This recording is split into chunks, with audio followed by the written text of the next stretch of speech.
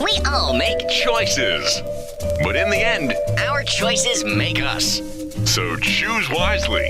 Subscribe to It's Erik Nagel wherever podcasts are found. And leave a positive review, won't you kindly?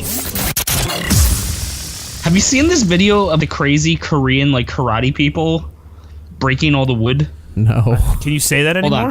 Hold on. I'm gonna send this to you because you're gonna see this and be like, "What the fuck?" I saw a different tweet of it where some said, "Yo, bro, what are you guys planning to fight?" Right.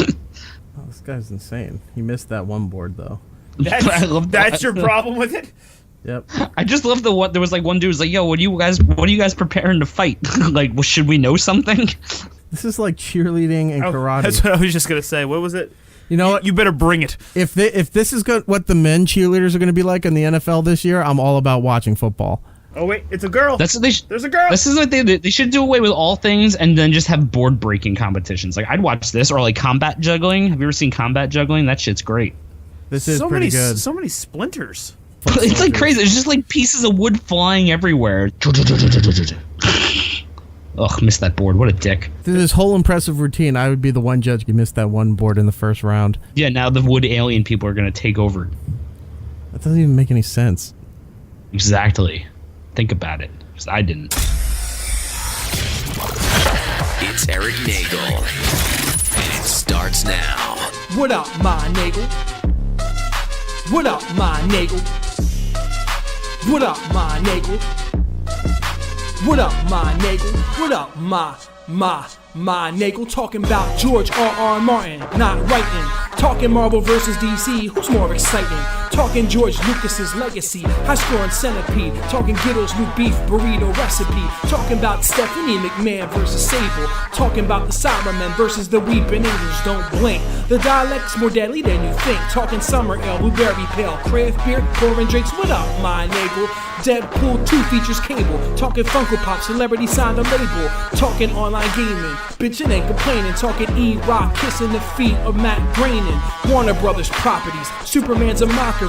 Weird Al conscious, Kevin Smith's debauchery. Rick and Morty fun zone. The Lego build team, can I have your attention? Possible Donkey Kong kill screen. What up, my Nagel? What up, my Nagel? What up, my Nagel?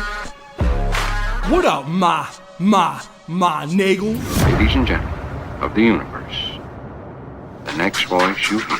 It's Erik Nagel. Hello and welcome to another edition of It's Erik Nagel. That is me. We are sans Matt OG this week. He is on vacation, but he should be returning back to full capacity next week as we go into the fall and the summer is ending. No! Over in the upside down is Gittles. Hey, what up? And apparently very disappointed that the summer is coming to the end is Trevor. I like the summer. Yeah. The summer I like. Keep summer safe. Trevor's upset because once, Labor Day weekend happens, he has to go back to school. That was always a fear. I hated that. I dreaded it. Go back and shop. But also, summer vacation when you were a kid July. felt like it was 3 years on now time. Yeah. What do you mean? What I mean is, as you get older, time, your perception of time goes faster. So, summer vacation was only, these last 2 months, which I feel went by in, a split second. But when you're on summer vacation from school, it feels like it takes forever. Summer vacation and Christmas, leading up to Christmas, always seemed like it was taking forever. And when you're like, oh, my God, Christmas break, it was usually, you maybe got a week and a half for Christmas break, but you thought it was, the longest time in the world leading up to Christmas break. But now you're sitting there and oh my God, like we say right now, oh my God, we're only 4 months away from Christmas. Yeah, and then all of a sudden, somewhere down the line, we're like, I can't believe Christmas is coming so fast, and then it'll be in the middle of December. It's I haven't even done my Christmas shopping. My life is planned out. I still haven't done last year's Christmas shopping. Yeah, till December. I was going over events that are gonna happen in my life. Right. I'm solid till December 31st. I got. What's the next good event? I'm performing a wedding next week. Ooh. I'm Reverend Trevstar. I will be performing the ceremony.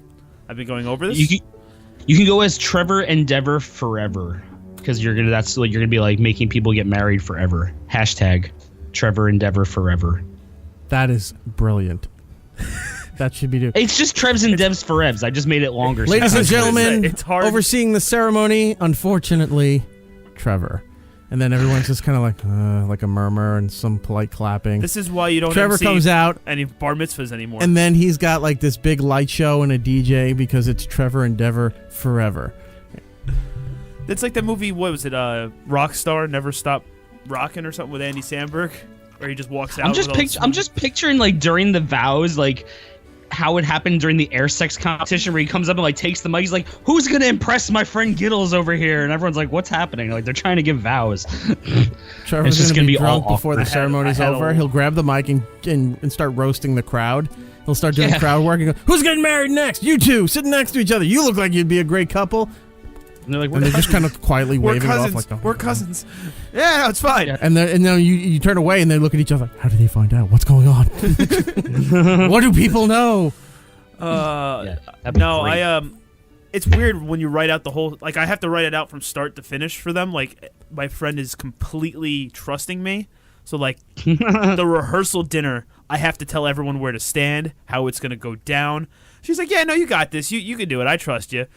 I'm like, "Well, what about jokes? Like, can I build that into them?" Like, no, not too many. Not where like grandma's going to be like, I'm like, "Okay."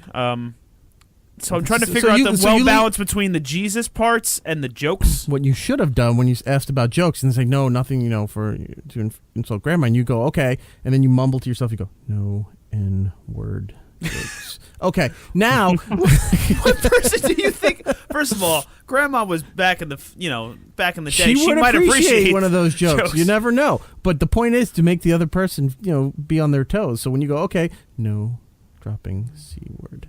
Okay. So let's refine what jokes I can tell here. Is this like corporate atmosphere? Is this church settings? Well, I can't marry anyone in a... I was gonna say I can't marry anyone in a church. I am part of the Universal Life Church. I have such I'm glad you've come out. I hate you so much. I thought that's why you can go in the church. All right, gays are not vampires. Right. I keep forgetting about that. Go ahead. But Eric. My other members of my flock, such as The Rock, we're all part of the same church. I am exactly the same level The Rock is when it comes to marrying someone. Only he's probably more in demand. And probably commands a higher fee. I charge way less. Yes. I charge the open bar. But as the saying goes, you get what you pay for. Exactly. I bought a new suit for this. It's like the Stonecutters. He's like, "Oh, here, I outrank The Rock," and he just like kicks The Rock down. He's like, "Hey, go pick it up, Rock. Get me an orange juice, no pulp." Yeah. Trevor. Yeah, so I'm excited. I don't know how this is going to go. A little nervous, but at the same time, because I wrote a sermon from scratch. Can we hear it? Yeah, do you have it on your phone? No, I don't have it on my phone. Okay. I wrote it. It's at my work computer. I should probably send that to myself. When is the wedding? It is next Friday. I won't be here next week because the rehearsal dinner is when we record, and then the following day is the wedding. So I won't be. This was your time to practice with what you were going to say. We would give you constructive criticism and help polish the podcast. I don't care if she does. Well, congratulations, miss. But we could help you work on this. Her. I never said that. That was Trevor, and that's the guy who's officiating your wedding. He just dropped an F-bomb using your name. And I could say officiating. Feel free to deduct another $50 out of his fee. Yeah, only get the well drinks now. Right. And then after the cocktail portion is over, then somebody comes over and goes, "Excuse me, the dinner's for the family and the guests. You're going to have to go." Oh, wow. You're allowed to get some of the finger foods and some of the open bar.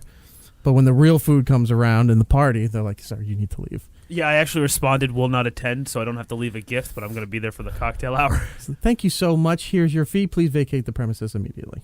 And then two goons come over and start pushing you out the door. You think they have security at their wedding? Who doesn't have hired goons? Yeah. Well, I know one guy used to have that. Now he doesn't. "Sir, you need to leave the premises." "Thank you kindly."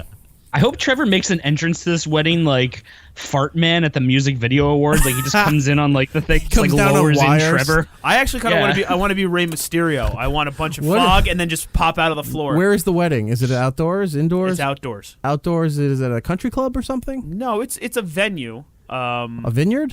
You should pop out of the casket. It's kind of like an old too, mansion like, that was turned into a. Okay, so the area that they have picked out to do the ceremony, It's a garden, right? Yeah. You should have a steel cable from the top of the rooftop of the mansion, and you come down like Shawn Michaels in WrestleMania to your music, and you're just sitting there pumping the one fist and waving as you're coming down. That's how you do it. That's where you get the added value for your buck But what when you happens if it hire turns Trevor into to like- do your wedding. What happens if it turns into like an Owen Hart situation? Then even better. Yeah, exactly. Not for Me, not A. for you, but as far as everybody, especially the videographer, you got now a viral video that'll live on forever.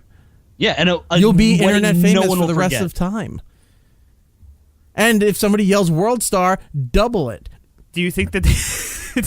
They still go through with the wedding? Of course they do. It's like Disney. They have groundspeople come over, Show must go on. brush it away, hose it down, move it on. Show's got to happen. Just close the ride for 10 minutes. Nope. All of a sudden, World Star. there you go. It's like Christmas And then morning. he falls. It'll be like, did you ever see Grown Ups 2 when they're at the water park?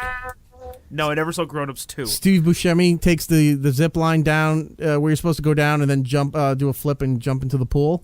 He never lets go. He does it upside down because Colin Quinn is the bully, and Colin Quinn's like, "Get up there," because Adam Sandler's family is all outdoing I saw them. Grown Ups 1. Hold on. So Steve Buscemi does it by his feet first, backwards, and he goes to let go, and he realizes he can't pull his foot out of the harness, so that he goes right through the shed where the zip line goes.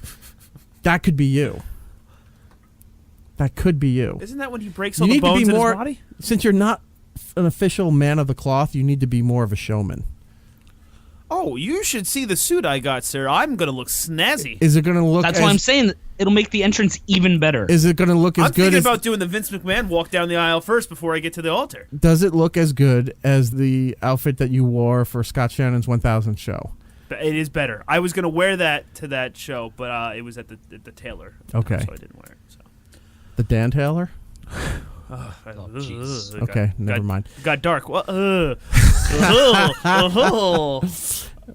So all right, so good luck with this. I wish we could have heard the speech. We would have given Why don't you you guys some good come? pointers. Why? Dude, we don't can know, I show up? We don't know who these people Can I show are. up and just like body slam you and then like take over the vows? If like you can the do Iron the Sheik? no, you can do the Randy a- Orton's RKO out of nowhere, where you're just sitting there and then some guy runs off on the stage, puts Trevor in the flying RKO, and then lands down and then runs off into the cornfield. I was gonna say I think there's hedges where like he could pop out. No, Dude, like, no, it'll be perfect. You'll be given the vows. I'll pop out behind you from the casket and be like, "Brr," and then like Wait. attack people. Wait, from the casket? Yeah, from the wedding. Casket's a funeral thing, isn't it? Am I? Am I missing? how about instead of That's being why it was. instead of being a reverend, you're a Treverend. Yes. Oh, I should the have Treverend. There's his name. I should have business cards made with that. That could be the show title, the Treverend. The Trevor. Treverend? No, that's his new hashtag. Hashtag Treverend. You figure out how to spell it. We'll figure out how to retweet it. TRE. It's Reverend with a T in the front of it. Reverend-T? That's even better. I like Reverend-T. You know him as Treverend, as Some nice refreshing Reverend-T. Reverend-T. With lemon. Refreshing. Yeah, so I've never wrote a sermon before, so Right. hopefully that all goes well. And then I had to edit because she didn't want it too Jesus-y, so I had to take out some of those words. Why are you making it Jesus-y at all? Yeah, you're Are not they even a man of the requesting cloth. religious? She's Catholic, he's not, so she wants a little bit of religion in there, but not to overdo it. You know. All right, then end it with You don't have to hide rub-a-dub-dub, your yay kids around God. me. Rub-a-dub-dub, Too you're soon. married. Shalom. Yeah. And then you throw a smoke bomb down, and then all of a sudden when it clears, you're gone. The funny thing Yeah, is, Giddles is there. when I'm writing the script, Or how about you make a fake cave and the boulder moves and you come out to like, that music Elvis used, CC Rider. CC Da-da-da, da-da-da. No, I'm gonna start it with 2001: A Space Odyssey, and then like when I finally come out of the curtain, da-da-da. What is Coca-Cola Rider? What's CC Rider? CC Rider is this song that it has words to it. Elvis didn't originate the song but made it famous. Presley. He then removed... Elvis Duran? He stopped singing it. Yes, Elvis Duran came out in a sequin jumpsuit. Oh, that was Elton John. It could be anybody. Elvis walks out and to that music without the lyrics. That dun dun dun dun. It was just this didn't he weird just walk out and then like he kicked showman music. Yeah, he would do his fake karate kicks, a spin, and then the hand gestures to the audience and dun dun dun dun dun dun, and then he would do almost the James Brown thing with the cape coming off. And Elvis, what? Elvis ruled. Yeah, dude. Elvis was thinking about it, like, wow, this is a great show. Elvis was a showman, man. He was. I think what you need to do, like, since they don't want it Jesus-y, I think you have to every once in a while just be like, can I get a hallelujah? Like, just throw that in there every once in a while. I kind of to see what the reaction. Or kind of get a hey men. I wrote down the scene from Shrek with the donkey. If you play All-Star, are you gonna love her? You will be an All-Star. Are you gonna hold her? Then you got to give a little tenderness. But then I crossed that out because I didn't want to sing. And then mix into 9 Inch Nails Closer. God, I'm gonna need a DJ. You're gonna have to come with me. All right, I'll do it. $50 an open bar. Oh, you can't stay. You're just there. Well, that's what that. Wait, you can't stay either. They throw you out after the cocktail. I have an invitation. Ew. It was on a magnet. Ugh. Then when you get That'd be awful. No, it is because Trevor indulges himself and Not sometimes all the gets time. a little out of hand because people there that don't know you, they're going to go, one, why is that Reverend guy still here? And two, and he's really out of hand. Like he's a problem. Reverend-T is losing it. Trevor is really a problem here. Listen, first of all, I went out with Giddles once. All right, and he saw that me. never happened, sir. Don't tell people lies. Did you swipe right on that? I did, and we matched. And then he never called you back. Exactly. But yeah, so I went a little bit over the one time. Right. You know? Right. Besides that, you guys don't know. You can never hang out with me. I ask you guys to hang out all the time. I hang out on Fortnite all the time with you. Yeah, but I don't. It's work days. I don't drink while work days. Oh, he wants to drink together is what it is. All right, so let's do a bar show then. Yeah, let's do it. There is a brewery that is quite I don't interested think in hosting I don't us. think a show has ever gone to a bar and just recorded things on a whim and sat around at a bar. Only we'll talk to people in the bar. What craft beer are you drinking? Come on over here. We could do that. Is that? Yeah, I mean, I know a Can we brewery we can go to. Is that copyrighted? Is that like whole idea copyrighted? Not at all. No? And if it is, Oops. oh well. I wonder who did beer shows on their radio show first. I'm not sure. There's a I brewery don't though. know. There's no way to figure that out. There is a brewery that wants. Yeah, us we'll never come be able to figure that one out. I feel like we had like one of those things, but maybe it wasn't us. We did. We did Did we? Demented Brewery. Yeah. Oh, that's actually We did the it time I there. drank with you. Too. Yep. Anyway, so yeah, we can find a place. We can go down there and do a beer show. Why not? Yeah, they want us. Yeah. I got a brewery that wants to host us. All right. If you can, going into the fall, if we can get a time where Matt can come down, let's all go do that. Matt with his life and his kid. Yeah, and it's, being a responsible human being. So anyway, you're going to officiate this thing. You didn't bring the speech, which is, really unfortunate because I think we could have helped you. So if it sucks, it's on your own. Thanks. I'm at the end. I'm going to put an asterisk. Edited by E-Rock. Yes. Produced by. Well, you have to let us know how it goes. I'm excited. Yeah. Well, you believe me, you are going to get pictures from that night, and made it. Yeah, but not from you. I'll get, hey, you're friends with this guy, right? Look at this video. And you're like, oh my God, Trevor. Yeah, we'll get pictures and video from it, but it's gonna be on the local news. Like, it's gonna be like that Sunny where they put all the bath salts in the punch. How did he And burn everyone's going down a crazy. garden? There's a sprinkler system. Pyrotechnics with his act. Anyway. Giddles, anything new with you? Top that. Not much. Same old shit. Yeah. Yeah. Just working, making some ice creams, enjoying the fantastic weather we had today. Finally feels like, normal temperatures. We, in the northeast area where we're at of the United States, we've had an insane amount of rain for this summer. Trevor was telling me through his weather and news sources that we had 19 inches of rain this summer. Yes, 19 inches of rain, 9 weekends that it rained. Out of the summer has been rain. Since, yeah. That seems about right. But now it's actually sunny. It's nice. It's supposed to be good for the next week. Yes. Labor Day weekend is next weekend. Big party weekend for everybody. End of the summer, starting of the fall. And how great would it be if that weekend is ruined as well? Probably. But then local summer kicks off for 2 weeks. I love local summer. What is that? You don't know local summer? Oh, the Jersey Shore thing? Well, no, just, you don't have to worry about all these bennies coming from all around and taking over the beaches. For those who don't know, bennies is the term that people on the Jersey Shore think is cool when they talk about all the people that come over from Brooklyn, mostly from Bensonhurst, where the name bennies come from. So when the people from New York invade the Jersey Shore, they call them bennies. Would you like me to call them shoobies from Rocket Power instead? No, because you're getting close to being racist, and that's not good. Just bennies, call them shoobies. Just call them tourists like everybody else. Yeah, man, stop. Because that means you're a townie. Not a townie, because I still travel to these places too. But it's just like, I don't know. So then you're a tourist as well. You don't live at the Jersey Shore. First of all, everyone's a tourist in New Jersey because you can't walk anywhere. If you're in the city or any other major city and you can walk out of your apartment and go to a bar. But there's plenty of towns on the Jersey Shore for local people. No, I don't. They're all overcrowded. People don't live there. What are you talking about? Belmar, Wildwood. No. People live there? Yeah, exactly. They're locals. They're townies. Okay, I get what you're saying. Yeah. Asbury Park. I go there all the time. I know you do. That's where I live. I know you do. It used to be a shithole. Now it's sort of a shithole. There's a fine line. There is. When you start getting next to what's the hot dog place that's Windmill hot dogs down there? Yeah, next to the pizza and the Kentucky Fried Chicken. Yeah, when you start seeing those, you're like, I can't be here at night. Did you say windmill? Windmill. Yeah, Windmill hot dogs.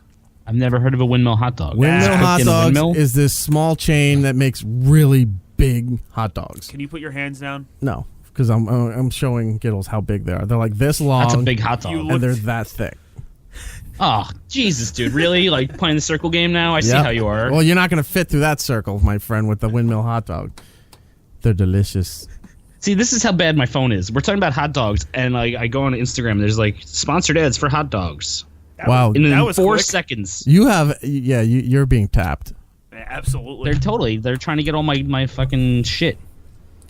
But you know what? I'm too smart. Speaking of summer, I know it's been a while. You had a pretty big week this week, didn't you? I did? Oh, yeah, I did. Yes, you're right. You tool bag. I did. I forgot about that. Oh, yeah, I did. Forgot all about that. So we should do that announcement. It was definitely... Somebody jumped the gun on that one. But nonetheless... The funny thing is how you denounced that was happening, and literally 10 minutes later, Twitter told everyone. Because, look, I hadn't finished signing any paperwork or anything. We were still getting things put together. We'll recap for the people who don't go on the internet. Okay, so on Monday, Keith from Compound Media announced on his Twitter account that I was coming to Compound Media. I'm going to be working there now. The week after Labor Day. In an operations capacity, I'll be helping out the network, Anthony's show, any other shows on there, helping them out and trying to make things better. So it's a good opportunity. I'm happy to do so. Met mostly with positive response as far as social media goes. I had a few good for nothings write me some stuff and some horrible shit. But nonetheless, that's expected. And overall, it seems pretty positive response that I'm going over there. And they made me an offer, and now here I am. I'll try being a positive member of society again. I'm a positive member. I'm very positive. You haven't reacclimate to the working world. No, I don't want. That's the problem. Reacclimating into society. You haven't left. I was very happy and positive that I wasn't part of society anymore. I was doing everything on my own. I didn't need to be anywhere else. You're pale. You haven't shaved. We're excited. We got to get you out back into the world. I'm happy for you. Why do I need? I don't need people.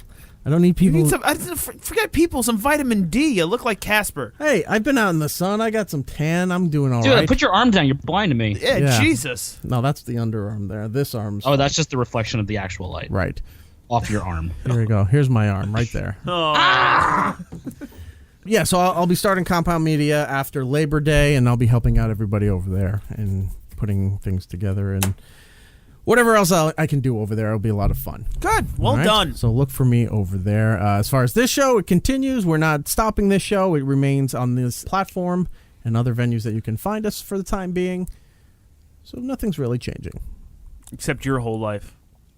That's not changing much. Oh, okay. It's just giving me something to do during the day. That's it. It was getting a little. You were turning a little like Schmiegelish, like hiding in the shadows. I was not. Why? Because I didn't go anywhere? Yes!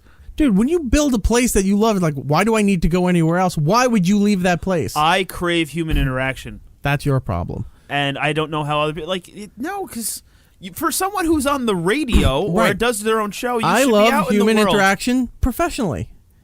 Personally, it's my time. I don't want to be around anybody. He's interacting with you right now, Reverend-T. I know. I had to come Trevor. here. I'm looking to... when he said beer show, I'm excited to get him out into the world. Well, that'll be fun. We can do that. I'm looking forward Yeah, I want to to do that. beer show. So yeah, after Labor Day, you can find me over at Compound Media. So that'll be fun. Moving on. That wasn't a shot, dude. What do you laugh at the wrong things? I don't know. I just like laughing. Yeah, I can't help it. It's a nervous response. Plane's going to crash. Exactly. Can't wait. Dead silence? What do you want from me? I forgot to give out the phone number, by the way. Oh, the phone number, yeah. It's 651-SMITHERS. That's 651-764-8437 if you want to give us a call. And we actually have a call here. Oh, That really? wants to- Shit, we have a call? that wants to talk about Trevor. No, shut the fuck up. Yeah, let's go to this one. Hi, the fuck? this is Heather. I'm one of those weird fucks. I was just wondering if we're going to get a timeline at any point on when Trevor's going to legally change his name to Trevs and Devs, because I really feel like we all deserve it. What? All deserve it? Everyone loves Trevs and Devs. They're all Well, they do, because they haven't heard Treverend or Reverend-T yet. Yes, Yeah. they're part of the Trevins. Well, Heather, now there are some... Trevins, I forgot. Yeah, I have my own fan group now. I don't know. That's a lot to handle to change my whole name legally, isn't it? Like, I got to get a new driver's license, social security card. It's like $30. That's how you became a Treverend. You just Yeah, go dude. online, you fill out a form, you take some stupid quiz, and then all of a sudden now you're Treverend. I mean, Puff Daddy you should changes be his name Treverend. like 4 times a day. Yeah. What? So remember, like, when Puff Daddy was changing his name like 4 times a day? Oh, Like, yeah, dude, and you then could there change was- your name anytime you want. Then there was Snoop Lion? That's only when he was doing reggae music. Oh. Yeah. I never thought of legally changing my name, and I didn't know I owed it to the people. I guess if there was an outcry It for needs this. to also have hashtag in it. So when you sign your All right, name, wait. it's hashtag Trevs and Devs. So my first name is hashtag? No, your Yeah, full pretty name is much. hashtag Trevs and Devs. What's his And last then name? Well, yeah, what's his my la- last name? His whatever your last name is. So I have to physically write out hashtag Trevs in Devs. As your first name, and then you write out your last name. What about my middle name? You have a middle name? I have a middle name. William. Okay. Hashtag Trevs and Devs. William, last name. Is his last name? Yes. That's a great last name. Isn't it? He never has to fill out a form. Do you know how long my signature is going to be?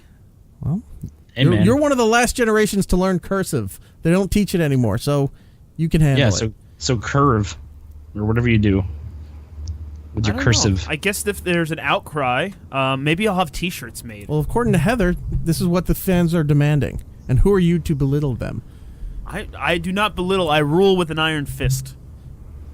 Okay. Well, you need to give them what they want. Although, maybe we'll let it wait a week until they find out about Treverend. Yeah, Heather, give us I'm a call telling you, back. man, like- Actually, I want to send me a tweet or a call back on how you feel about Treverend, or what was it, Reverend-T? I think Reverend-T is good though, but I feel like that's like when you hit the streets to like help people. Like in the church, you're Treverend, but then when you hit the streets, you're Reverend-T. Like when you're going out there like Does he helping have to people have like a get their life mohawk and a together. big gold chain? Oh yeah, dude, of course. I'm more thinking of the Warriors. Can And you just say, dig I it? pity the soul, as you do the cross with your hand, like that. Yeah. But then he could also be like the priest from like Dead Alive and be like, I kick ass for the Lord, and then like come in and just start fighting zombies. You never know. Reverend-T can do a lot of things that Treverend can't do. Why can't the Treverends do it? I train the Treverends. Because they're looking up to you. You don't have a fan base and have them do all your work. You do all the stuff so that you can contain a fan base. You just gave me shit about leaving the house and you won't live up to the fan base? I'll live up to the fan base. I will provide them with all the content that they need. All right. For Mohawk, laughter. big gold chain, like 80s obnoxious big gold chain. Can it spin? You're Trevorand when you're Trevor. Oh, what's the priest from King of the Hill? Remember there was a show that they watched where he was a priest during the day, and at night he was killing like the cartel. What? On King of the Hill. No, I don't remember that. All right, I'm going to look that up. That is a suggestion from Heather. I appreciate the phone call. Thank you for calling. But she doesn't know about Reverend-T or Trevor. You're going to have as many names as the fans want. I don't know if the fans here. want it. You guys just give me a new one every week. And I like how she said she's one of those weird fucks, which means she likes relish. God damn it. I don't like relish. Or Fuck that relish. she just listens to the show and is appreciative of you. Real quick, the update from King of the Hill. The show is called Monsignor Martinez. He's a Spanish Catholic priest who's also a mercenary, and when he kills people, he says, "Vaya con Dios." I remember that now. Yes. Yeah. Oh, I want to be... So every time they watch them, he's always in a costume, then rips open the costume, and he's in his priest outfit with a gun, and then he kills people. Wasn't Cheech a priest in Machete? In Machete? I want to be that priest. I think he had a shotgun. Possible. Do you want to get on to some real topics? Since we haven't talked about anything really? Yes, okay. I do. Let's talk about the Verizon thing first, and then we'll get into is it Asia, or how are they saying her name? Asia Argento? Because I hear her name pronounced differently on the news. I don't know. Every time I see it, I just think of that Celebrity Jeopardy where it's like, please name this continent Asia. That's all you have to do is just look. Even one letter. Just yell it out. Yell it out. I don't care. I gotta say, those Celebrity Jeopardy segments on Saturday Night Live, every single one of them was amazing. Because you had part of them was Norm Macdonald playing Burt Reynolds. That's the best. And he was on every one. Yeah. And then when Norm left the show, it was Daryl Hammond as Sean Connery. Yeah. Yeah. Buckfutter. I'll take the rapists for 200. That's therapists. Ooh, potent potables. Yes, potent potables was always one of the categories on there too. Yeah. Well played, Trebek.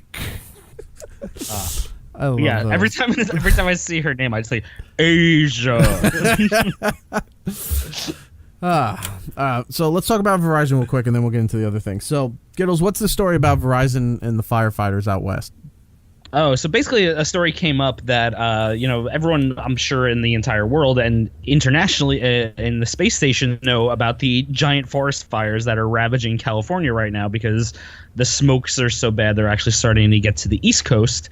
And the emergency services have used all their bandwidth because they're in a constant state of emergency and they need the flow of information. And Verizon started throttling their data because they went over their data plan. So they're overcharging. They're overcharging. Now the fire department's out there for their overages, but then they're cutting the service back because they went over. Yeah, they're like throttling the service, so the service is slower now. And these are people who like need the internet for like emergency services to like be like, hey, you need to leave here. Like the phones are down, but the internet's still working type thing. Right. And like it's just insane to me that during a forest fire of like a record-breaking forest fire, you would even throttle someone's internet service because like they went over the bandwidth. It's the fucking fire department. And they Verizon had said, and the other companies too had said, we are not cutting back on our internet service once the net neutrality expires. They said we existed before that, we'll exist after that. We're not going to do those things. And we've had our suspicions. We've had proof in our own lives that it felt like the internet service has been cutting back. We couldn't exactly prove it. Yeah. But we knew, we felt it. We had signs pointing to it. So these emergency service people, like Gil said, need it the most, and the fucking company is just gonna like, well, you went over your data usage. How is that not going to be a huge lawsuit? Corporate America lied to us? How's this not going to be a huge lawsuit once these fires are actually somewhat contained? Yeah, I don't know. Or how does the government not step in on this? I mean, because the government did step in when they took away net neutrality. No, I mean for the emergency. I know what you're saying. Yeah, but this is just one of those messed up situations. Like why? It's just crazy. Like I don't know. Maybe it's just like one of those weird things where it is just like a random like mistake where they didn't realize that like the people they're throttling is the fire department or that's they're not supposed to be throttling at all. Yeah, but that's what I'm saying. Like, do you think it's like a computer thing? Like, oh, this account's over, so the computer automatically started. That's what I'm saying. It might be like an automated thing, but even so, they said they weren't going to do that. Like, if they were going to go over, like you just charge people overage, but you're not going to slow the service. What's been the public outcry on this so far? the public outcry has been, holy shit, my house is on fire, I need to get out of here. Like, I don't know, like, I haven't heard much other than that. But I got that text message 10 minutes too late because I didn't have, my iMessage didn't go through. Unfortunately. Yeah. Go ahead. No, I was just going to say, for everything I read, it's just people being like, really, Verizon? Like, what the fuck? Unfortunately, like a lot of other situations, and this isn't a joke, it's going to have to take a death in order for this to be rectified and attention brought onto this. Like a stop sign or a stoplight in your local town. There are guidelines where if you're trying to petition and say, like, look, this intersection is very dangerous, we need to get a stoplight or a four-way stop sign in this section here, it takes a certain amount of deaths in order for that to happen. Because you can petition all you want. It's true. You can petition all you want. They have to have proof that there's been a certain amount of accidents and a certain amount of deaths that warrant placing a new stoplight or stop sign in an area that wasn't already zoned. I always thought it was like a certain amount of traffic. There has to be a certain amount of deaths. Traffic for different things. But for a stop sign, for a stop light, you have to have a certain amount of incidences, some of them being deaths, in order for usually they're counties, I guess, that handle that stuff, in order for them to rule and put something in an area that wasn't already zoned for it. Yeah.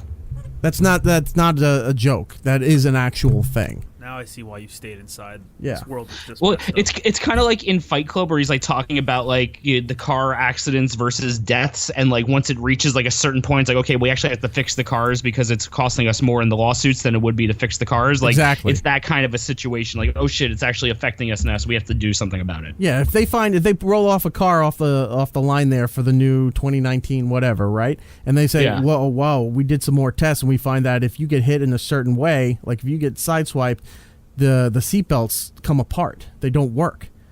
Yeah. All right, well, we're just going to have to let that go until we get a certain amount of incidences and deaths that it's going to be like, well, we got to pay for the recall and the repair of these things. That's how it works. Jesus. Yeah, it's like, just let it go until somebody notices it. Shit, people are noticing it. We got to fix that now. Yeah, because it can't be brought to the public attention or to the company's attention and then ignore it when it's documented at that point. You could ignore it because nobody complained, but once there's a complaint on record or it's known on record, then they have to act and do something because then they're held liable for it.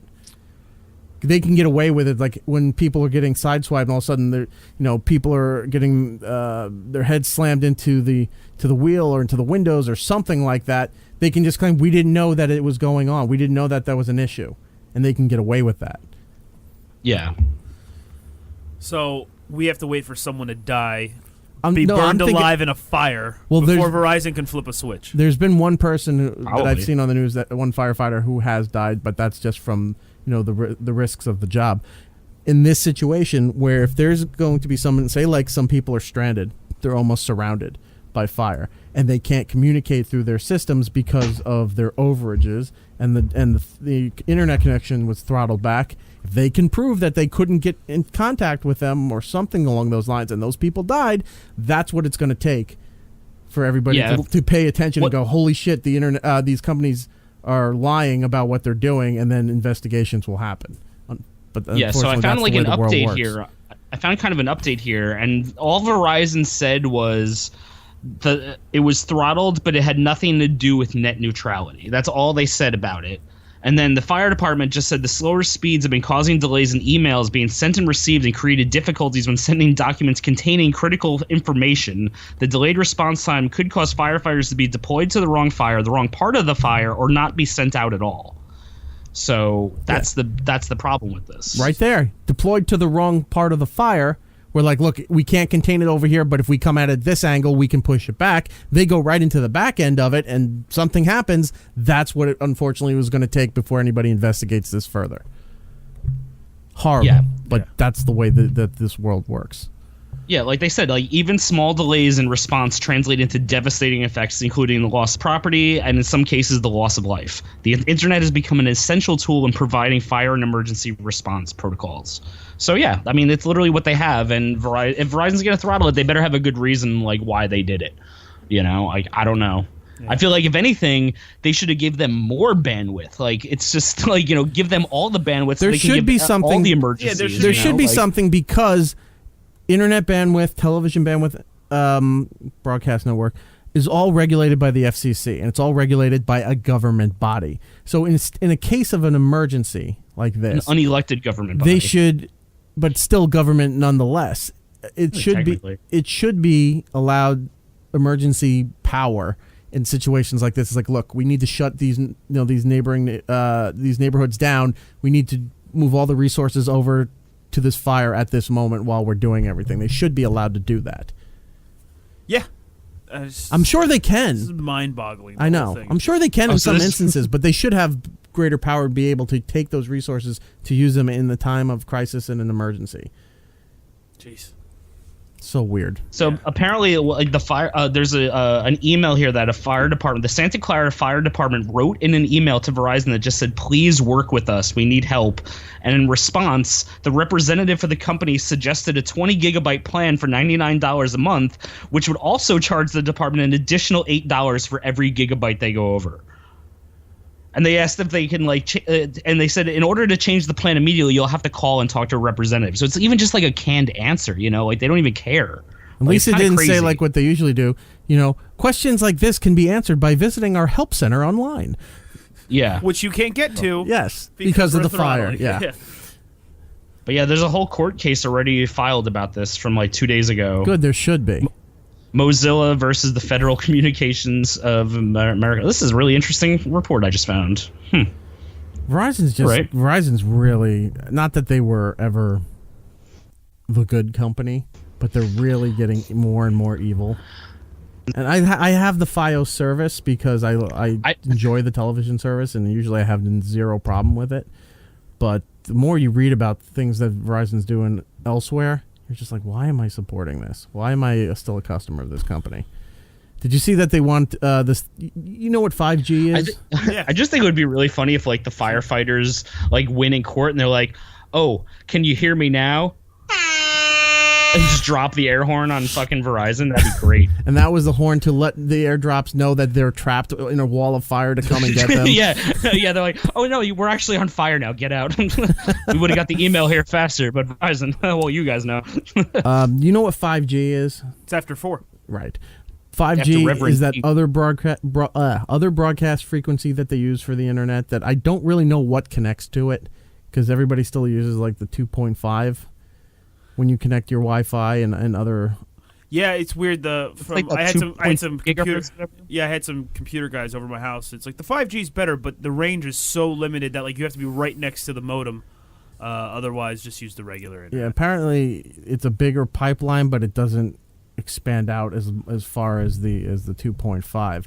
Well, they're trying to push now the 5G to become a serious competitor as far as broadband internet and now television. Yeah. Verizon's trying to turn themselves into their own television network, and they're going to be offering like free television programming if you buy their service to start using the 5G. So I don't know what partnerships Verizon's going to have, because Comcast is also an internet company that owns television networks, so they're not going to work with Verizon. AT&T is a internet company that has partnerships with networks that is not going to work with Verizon. So what are they going to do? But what happens when you watch too much TV? Are they going to throttle the shows you can watch? Unless they're Verizon shows, I guess.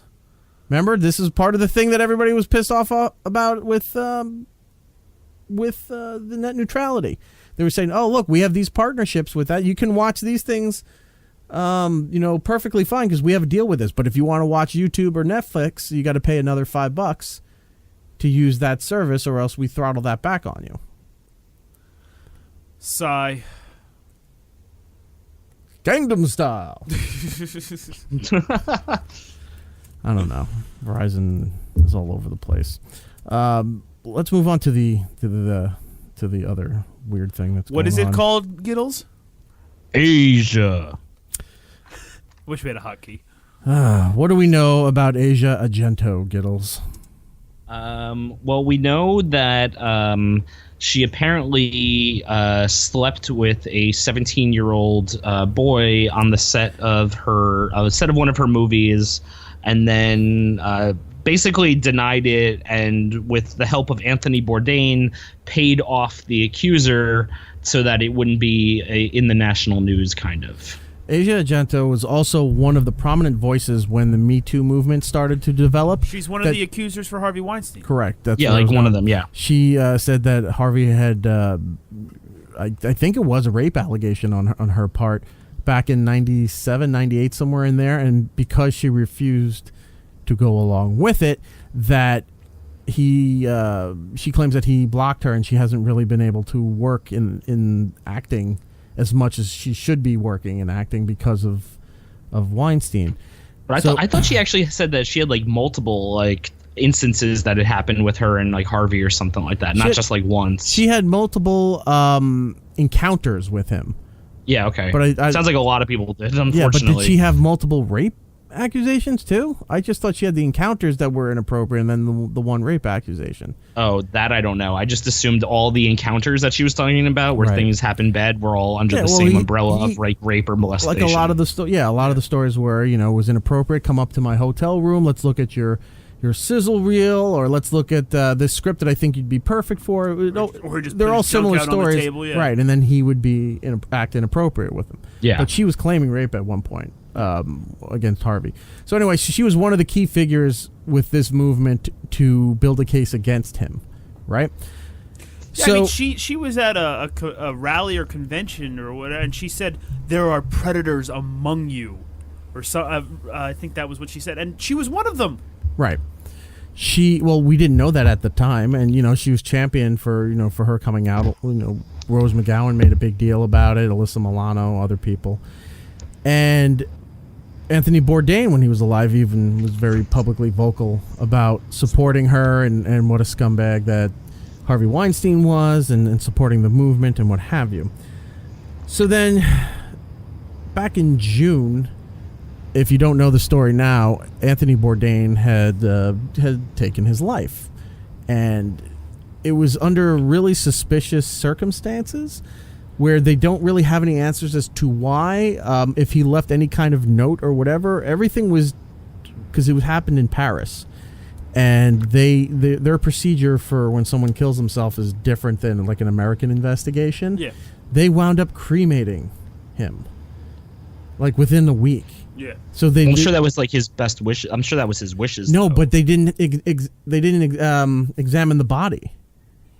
They don't go through such a thorough autopsy. Right, like they would do a toxicology here. They would look to see where the marks are on him, see if it was foul play, like if somebody just threw it over a door and was holding him, like that kind of thing. So to make it look like a suicide, but like anything that they can do to get the story of what happened here. Yeah. They don't really do over in France. Yeah, they wouldn't put a body to rest like that for months. Not at all. Yeah. So it kind of screwed up any investigation that the United States could do. So we don't really know 100% what happened, other than this report that came out from France saying this is what he did. Now, his girlfriend, his longtime girlfriend, who he was supporting in this movement, is being accused of being a predator herself, as Gittel has stated.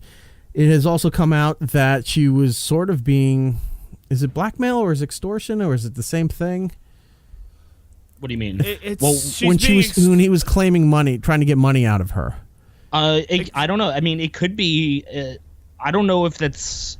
I don't know if there's that much of a difference between extortion and blackmail. I feel like extortion is a cause of blackmail. You know what I mean? But I also don't feel like it's like 100% blackmail, because this guy was like legitimately affected. Right. And apparently she had worked on movies with this guy since he was like 7, which that's really fucking creepy. Yeah, she was. You know what I mean? She played his mom at one point in a movie. Yeah. Yeah. The guy's name was really Jimmy Bennett, by the way. Yeah, there's a 17-year difference, I think, between their ages. Yeah. Yeah. Like that. She was 31. He was 17. No, she was 37. He was 17. She was 37. So that doesn't sound right. Well, how old is she now? Let's see. If he was assaulted when he was 17. All right. To be safe right now, we'll say she was definitely in her 30s. No, I don't think she's 42. She's 42, and he's 22 now, so that makes sense. Yeah. So 5 years. Wow, I didn't know there was a 20-year difference. Okay, my bad. Yeah, no, it was a huge difference. I thought she was like 31, which is still a huge difference. But that means she was 27 when she played his mom, and he was 7 years old in the movie. Okay. All right. So then 10 years goes by. She's 37. He's 17, and he goes to the Ritz-Carlton hotel with a family member, to talk to her, to hang out with her, and then she tells the parental or family member to leave. They leave, and then apparently proceed, according to him, she proceeds to then give him oral, and then they have sex, and according to her, he was a horny 17-year-old kid, and she didn't want it to happen, but it happened. Right, so there was a photo of them together, and she was saying nothing happened. Then the next stage was TMZ got the photos of them laying in bed. And you only see from like the chest plate up, so you can't really tell if they're fully naked. But the way everything's looking, it looks like they were involved with something, right? He says it's topless, but like TMZ, he's saying that TMZ's only showing part of the photo because you can't show boobs. But like, I don't see why you wouldn't just blur something out. In something like this, they would blur it out and show the whole thing. Yeah, So whatever it is, at that point when that photo came up, it appears that they're naked in bed together, right? She's still claiming that this didn't happen. Then they got text conversations of her with a friend of hers, where even the friend said, this is a rape situation.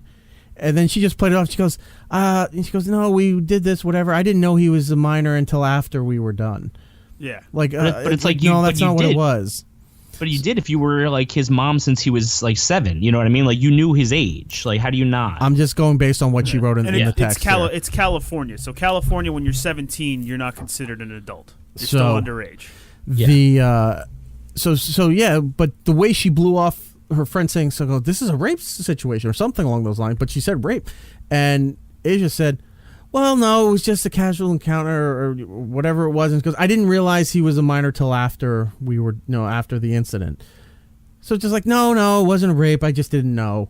Yeah, so you went from not being a violent forced rape to a statutory rape, which can even be if the person who's underage even consents to it, and it's perfectly fine on both sides, doesn't matter because the person is underage, so their voice doesn't, their consent doesn't legally matter because they're underage. So it's statutory rape. It may not be a physically violent rape, but the fact that you had sex with an underage person, that's what it is. Her story changed 4 times in 4 days. First it was no, it didn't happen.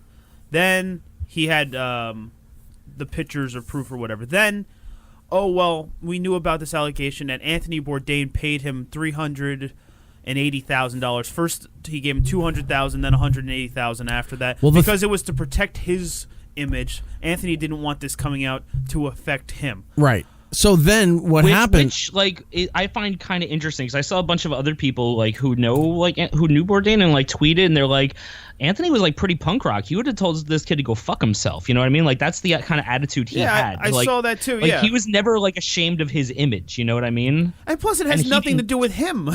Yeah, it has nothing to do with him.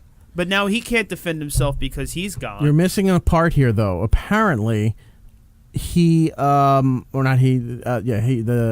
the kid, tried to extort them for a couple $1 million, and then settled on the payment of $380,000 that they actually did.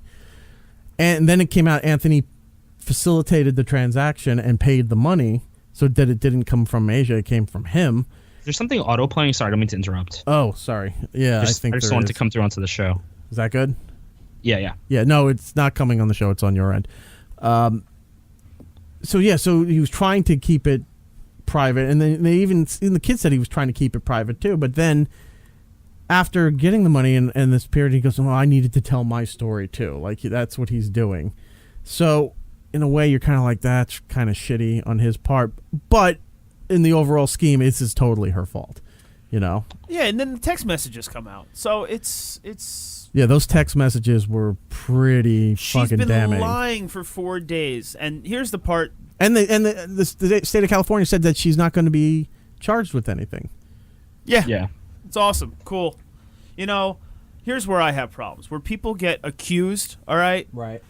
And all of a sudden they're suspended, or all of a sudden they get fired right away. And I'm sure, let's not even talk about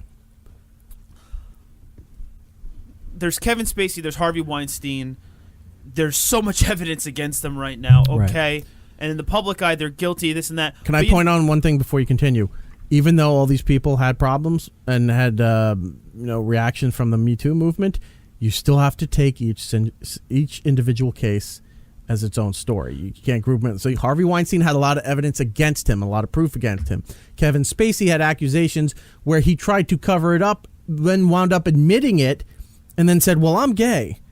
Like it's supposed to be okay. But I'm not even. But so that's why you can't. They're all within being horrible people, but each story you can't lump them together. Louis C.K.'s thing, out of all of this stuff going on, was the least offensive thing out of any of these stories that have been coming out. I don't know, man. Like, well, here's the thing. Like the Louis thing was definitely like pretty.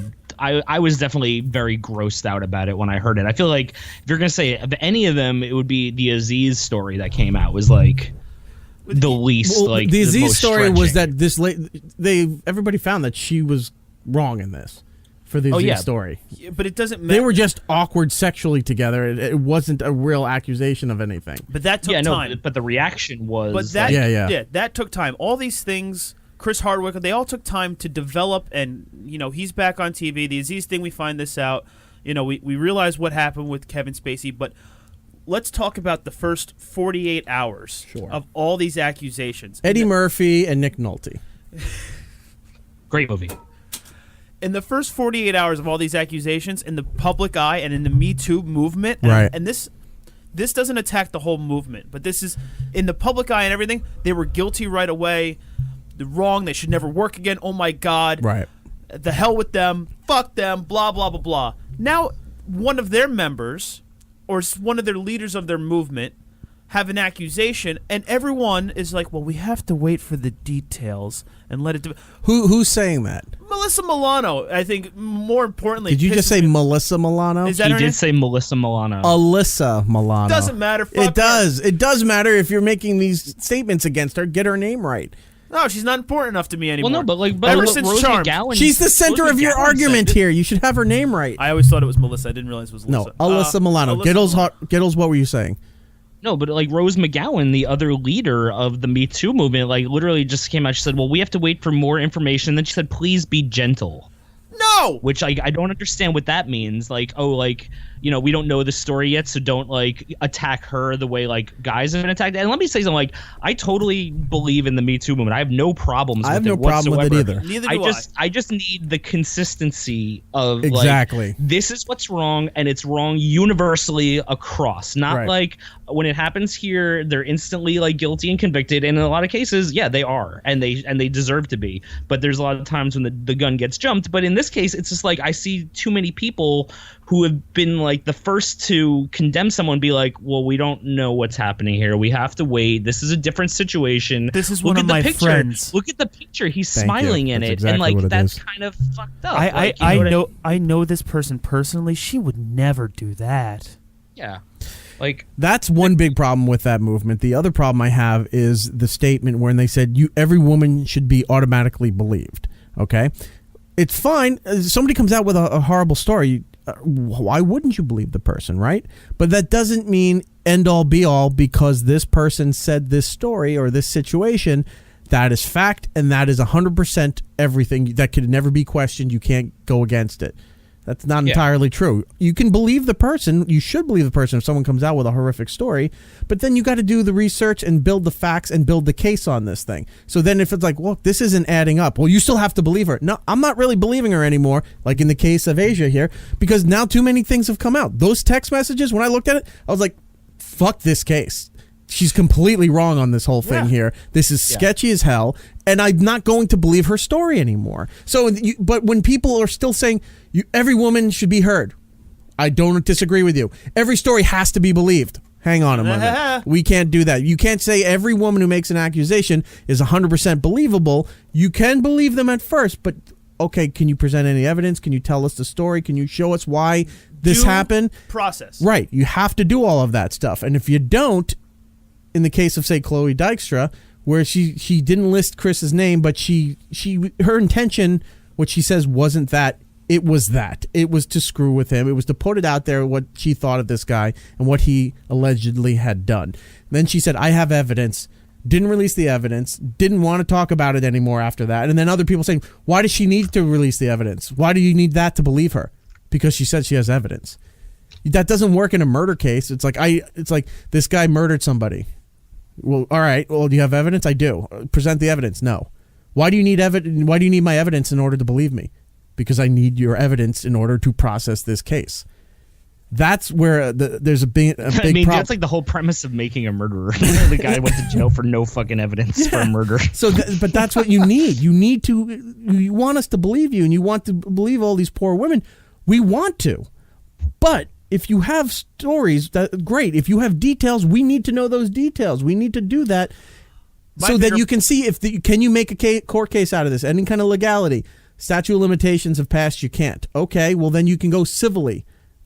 My bigger problem is with what Giddles said. Like I agree with him fully on it. Like it has to be even across the board. It just has to be consistent. That's the thing. Like I just want consistency. If this was any other actor, like say like, oh, he played her father since she was 8, and then when they were 17 they had sex, it would be the creepiest fucking story on earth. Yeah. You know what I mean? Like it would be like imagine if it was like Bob Saget and the Olsen twins or something like that. You know what I mean? Like it would be so uncomfortable. You'd be like, what was happening during this set? What was happening during the tapings? You'd want to know everything that happened during those 10 years. And you know no what I mean? one would be coming to defend him publicly and say like, oh, I've known Bob all this time. No, because then they look like they're supporting a creep person. Hang on. That has happened. Not with Bob Saget, though. We have this example that has happened. Go ahead. Scott Baio and Nicole Eggert. Nicole Eggert came out not too long ago saying Scott Baio gave her pink eye. Was South Park reference for those people during a serious time. That we're not laughing at the horribleness of this. Scott Baio, she claimed that during the filming of Charles in Charge, was constantly flirting with her, making out with her, and then eventually had sex with her.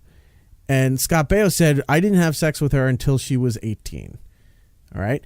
Other things have happened, but I did not have sex with her until she was 18. And she was claiming that that wasn't the case, that, that she's having all these problems now. And she's been trying to tell people for years, but nobody would believe her. And now, thanks to the Me Too movement, she put everything out there. And she brought it to the prosecutor's office? Is that what it is? You bring it to the district attorney or something like that, right? Yeah. I don't know the procedure, so forgive me if I'm getting this wrong, but you bring it to somebody that determines if the police are going to proceed with an investigation. So she brought her information to the police, I guess, in Los Angeles. They decided that they were going to do an investigation. They did their investigation and found that there was not enough there to prosecute Scott Baio, to charge him with anything, so they had to drop the case. And they said, we're not really seeing enough here that connects to all of what you're saying. We can't do this. So she went crazy publicly on social media and everything, attacking Scott, to the point where Scott's wife stood up for him. Scott Baio is very conservative. You saw him present during the Trump campaign and even after the election. So he had people on his side there too. And this is what Giddles was talking about here, where like what was going on during the time of watching that show. I used to love watching that show when I was a kid, when it was on. And now you're finding out that stuff has been happening on there. It's a weird fucking time. That's what I'm saying. It's just so weird how all of a sudden all these supporters are just like, well, we have to wait for that's what bothers me. We have to wait for the details. There's all these people coming out defending. It's called talking out of both sides of your mouth. Yeah, because, if I feel like on the male side, you have to shy away from that. You can't support your friend, even if you believe him fully, because then all of a sudden you get roped in, and then you're not going to have work, or you're not going to, be able to live your life. But on the other side, when it's not consistent. It's just not. It's wrong, and I'm fed up with it. Yeah.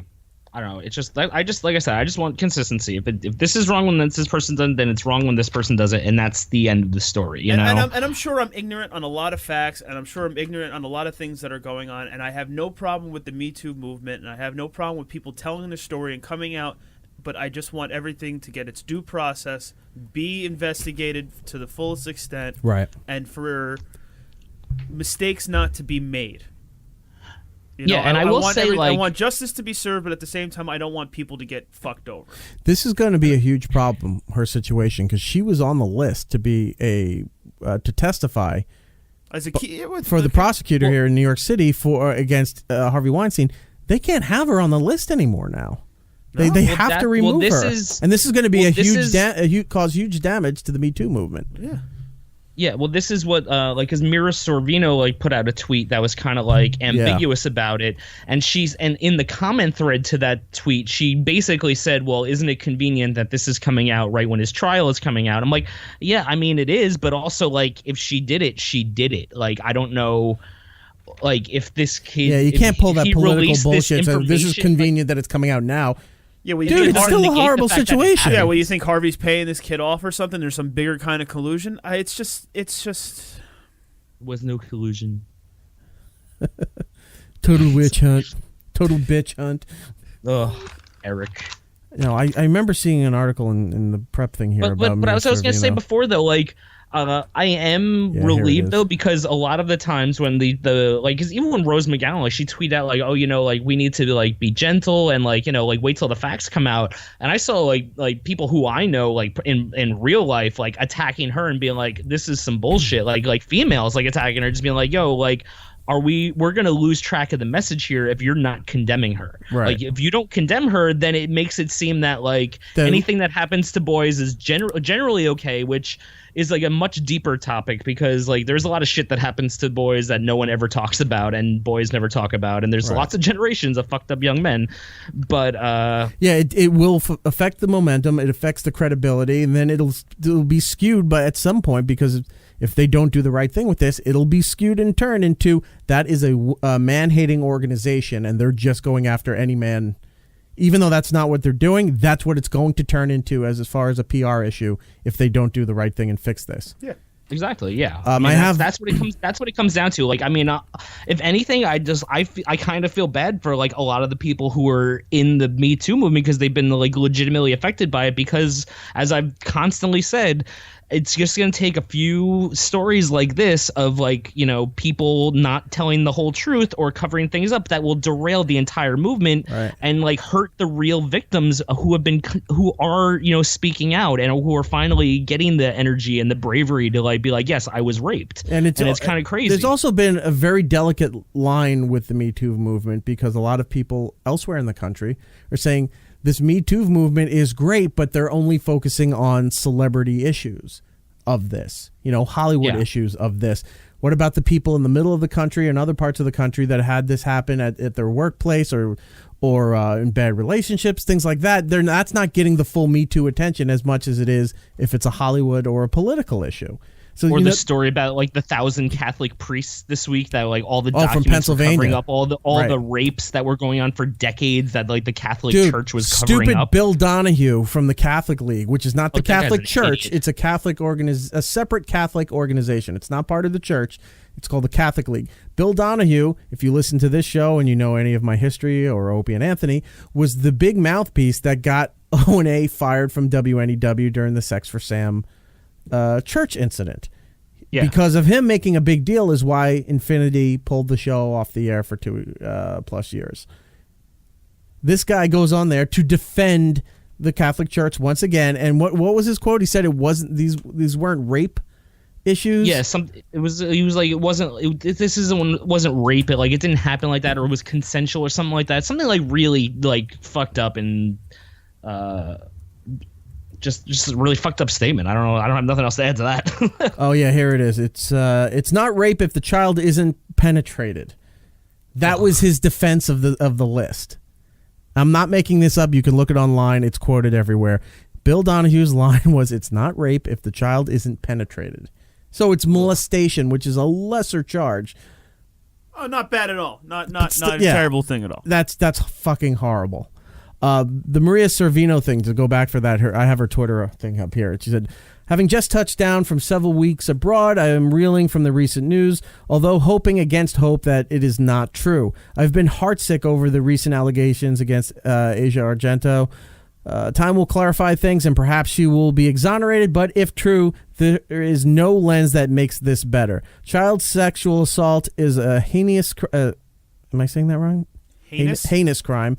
and is against all that I and the Me Too movement stands for. I remain dedicated to the fight for all victims and change the culture that encourages abuse of power in sexual relationships. That was her quote. I just wanted to make sure we were accurate on that. It's a horrible time that we're living. You know, on one aspect, when things get better socially, we get worse. You know, it's never been a better time to be alive, technological wise, medical wise, all these other great things we have. But socially, we're making our lives more miserable and worse. I don't know why we do that, but that just seems to be the human condition. All right, let's take a break. When we come back, we'll regroup. We got some television and news info to give you, some new updates. Also, we have some Fortnite stuff. And I think that's it. We'll be right back. It's Erik Nagel with Erik and Giddles. More next. It's Erik Nagel. Follow the show on Twitter, Instagram, Snapchat, YouTube, and Facebook at It's Erik Nagel. Good news, everyone. Bad news. You're listening to Erik Nagel. Poor people. Welcome back to It's Erik Nagel. That is me. Over in the Upside Down is Giddles. Hello. Trevs and Devs. Trevon. Reverend-T. Trevon? What? Treverend. What is Trevon? That's you. You said I don't have enough nicknames earlier in the show, so we're giving you more nicknames. No, I was saying I have too many nicknames. That's not what I heard. Giddles, did you hear that he didn't have enough nicknames? I heard that he said, I need all the nicknames. So he said, any nickname. You hashtag it at him, he'll take it. So I did nothing wrong, right? Nope. See, exactly. Unfortunately, Trevor, yes, he's right over there. Hi. What are we listening to, by the way? What is this song? This is a band called System of a Down. I don't know if you heard of them. They I were love big for a System little of while. a Down, but I don't know this Been around song. for like 20 years. This is off Mesmerize. What's it called? Old School Hollywood. I don't... This was... Okay, fitting. Yeah, it's kind of what we were talking about. It just kind of came to my mind. I know Giddles knew it too. Like, System's not around anymore, so you kind of got... Yeah. Well, the lead singer is. The band is not. Well, no. Darren Malakian has his own band, and... What are they called? Shit. They're called... That's their band? Mechanism of an Up. I don't know what they're called. Actually, they all have different solo projects. Like, they've been fighting for the longest time. Like, they actually just had a statement that came out the other day where, like, all the members, all the musician guys of the band were like, we have an album ready. We have tons of albums ready, but Serge doesn't want to be in the band anymore. And Serge is like, I just don't want to sing anymore. Well, so yeah, he doesn't want to do the System style that they used to do, the heavy metal. Like which is funny because if you listen really into that. Yeah, if you listen to, he said it's developed as an artist, and at the time that was his feelings, and that's what he was all about. And now he wants to write other stuff. Are you saying he was undergoing some kind of self-righteous suicide? Possibly. Okay. But it's actually really good. I have to look up. This kind of ties in. Serge was on an episode of Parts Unknown last season with Anthony Bourdain. They took him back. They took Anthony back to Armenia, and went to his hometown. Was showing him around the Scars on Broadway. Sorry, that's what it was. Okay. They're actually their songs are pretty good. They're kind of almost like a direct System ripoff because it's the same style of music, but you don't have the Serge vocals. You have all Darren Malakian singing, and they still want to continue. The bass player is just producing. He's just a producer now, and he's like willing to go back on tour, but Serge just doesn't want to do it. But when you listen to some of Serge's solo stuff, it kind of still sounds like System. He's still got the same vocal style, so I don't get it. I think it's a power struggle too with ownership and money. Who gets paid? Like Guns N' Roses, like Rage Against the Machine, like every other band. Well, I think it's more of like the songwriting thing where he wants it to be more of a collaborative effort where it's like, okay, we all sat down and uniformly we came up with the song. But what's happening, I think, is the band is coming up to him like, hey, we wrote all these songs, let's do this. And he's like, no, but I want to have a lot of input on these songs. And they're like, yeah, but we already wrote them. So I think there's just a lot of conflict going on there. But the thing is, they still get together and tour. Like, they're doing a couple of shows in California this year, and I want to go. They're playing, I think, with Clutch. Like, it's an awesome tour. That's a good show. Like, yeah, but it's only in, like, California. It's like 5 or 6 dates. So kind of sucks, but I mean, I would love to see them. The last time I saw them was when I woke up drunk under a tree at Ozfest in 2007, and I said, "Oh shit, I almost missed System of a Down because I was really drunk." And then I caught the last 5 minutes of their set, and it was great. Yeah, I mean, it just seems to be a big power struggle, I think, between Darren and Serge, because even now they were waiting so long. Like, Darren wasn't going to do another Scars on Broadway album because he really thought the System album was going to happen. Right. Yeah. And since it's not happening, I know he took some of the songs and put it on the Scars on Broadway album, and he's not even calling it Scars on Broadway anymore. He's called it now Darren Malakian and Scars on Broadway. Like, he's decided to be Slash and the Conspirators. Like, it's kind of all about him. And I don't know if it's really his fault or Serge's fault either way, but I would love a new System album. Oh my God, it's so great. Before you jump back in with that, I was saying that Serge was on Parts Unknown with Anthony Bourdain. They went through Armenia, went through his neighborhood where he grew up, and then they were exploring the what they call is there a name other than the Armenian Holocaust? I don't think so. That Turkey doesn't acknowledge ever happened? It was just called the Armenian Genocide. Genocide, thank you. I knew there was another name for it, and they were talking about that, talking about the food, the culture, like they do. So it's just weird how that all ties in together to everything we were talking about. Parts Unknown does continue in September, by the way. The last season, the last episodes will air, and I think the last episode it was the Paris episode. So I don't know if he completed it and then he died, or if he did. Well, I mean, he technically completed it. Well, he completed the run, but I don't know of completing the episode. Where if they're just going to put stuff in there and then create other things in order to finish the episode, I don't know how it's all going to happen. But that is the last episode for the new season, the final season that's starting on CNN in September. So you definitely want to check that out if you're a fan of Anthony Bourdain. Looking at the box office real quick from the past weekend, Crazy Rich Asians was number one. Surprise! Yeah, I really don't care to see that at all. Number two, The Meg, which I still want to go see. Damn it, Meg. Number three, Mile 22. Number four, Alpha. I don't even know what Alpha is. What is Mile 22? Is that like that's the 15th sequel to Mile 7? Oh, is that the Mark heist Wahlberg movie from Mark Wahlberg? Okay. Yeah. I don't know what I thought Alpha Eminem is. was in it. He's back in Detroit. He's on Mile 22. No, boo. Number five is Mission Impossible Fallout. Still doing very, very well. Black Klansman came out last weekend and it came in seventh. I guess that's okay. I don't think it had a major opening. I think it's still like kind of art housey. Oh, is it? Okay. Well, but it came in the top 5 last week, which was better than expected. So the fact that it's still in the top 10, it's actually really, really good. Made $7 million this past weekend. The thing to note, though, for the top 5 movies this week is Crazy Rich Asians did more than double what was expected of it. Right. And every other movie did less than double than what it was expected. Mark Wahlberg movie was expected to be like number 1 and bring in the most money, and they did like half of what they thought it was going to do.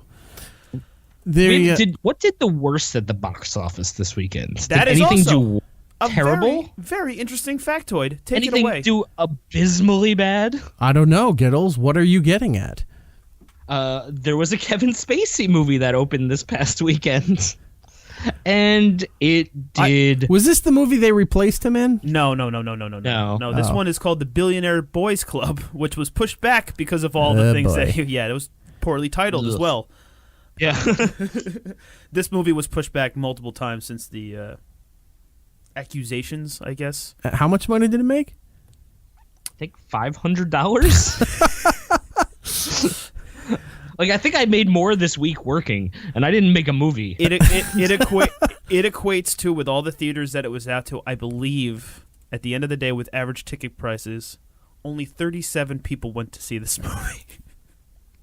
And it was people who probably worked on it who were like, all right, well, I'll drag my family out to see it. Well, they actually released it for a short time on demand because they never thought it was going to go back in the theater.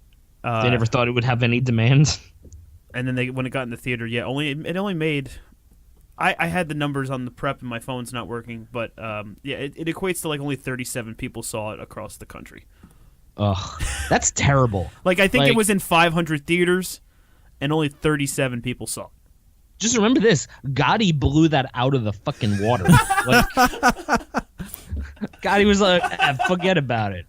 Like, they can brag about that. They could be like, you know what, we might have been the worst movie that year, but we made more than $500. Yeah, we beat Kevin Spacey. Yeah. Oh wow.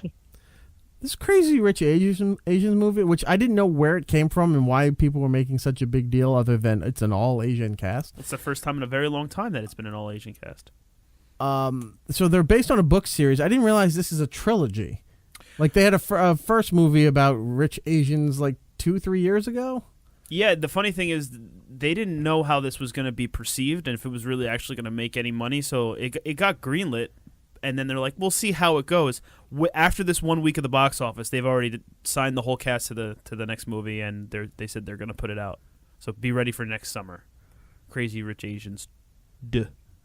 I didn't know if this was just like going to be originally. It was going to be like. It was supposed to be just like a one and done. See if it was going to make like a summer. Hey, Black Panther works so well. Let's do an Asian version. Nah, it's a book and What? It's not even like that's not even remotely close to the same thing. I know.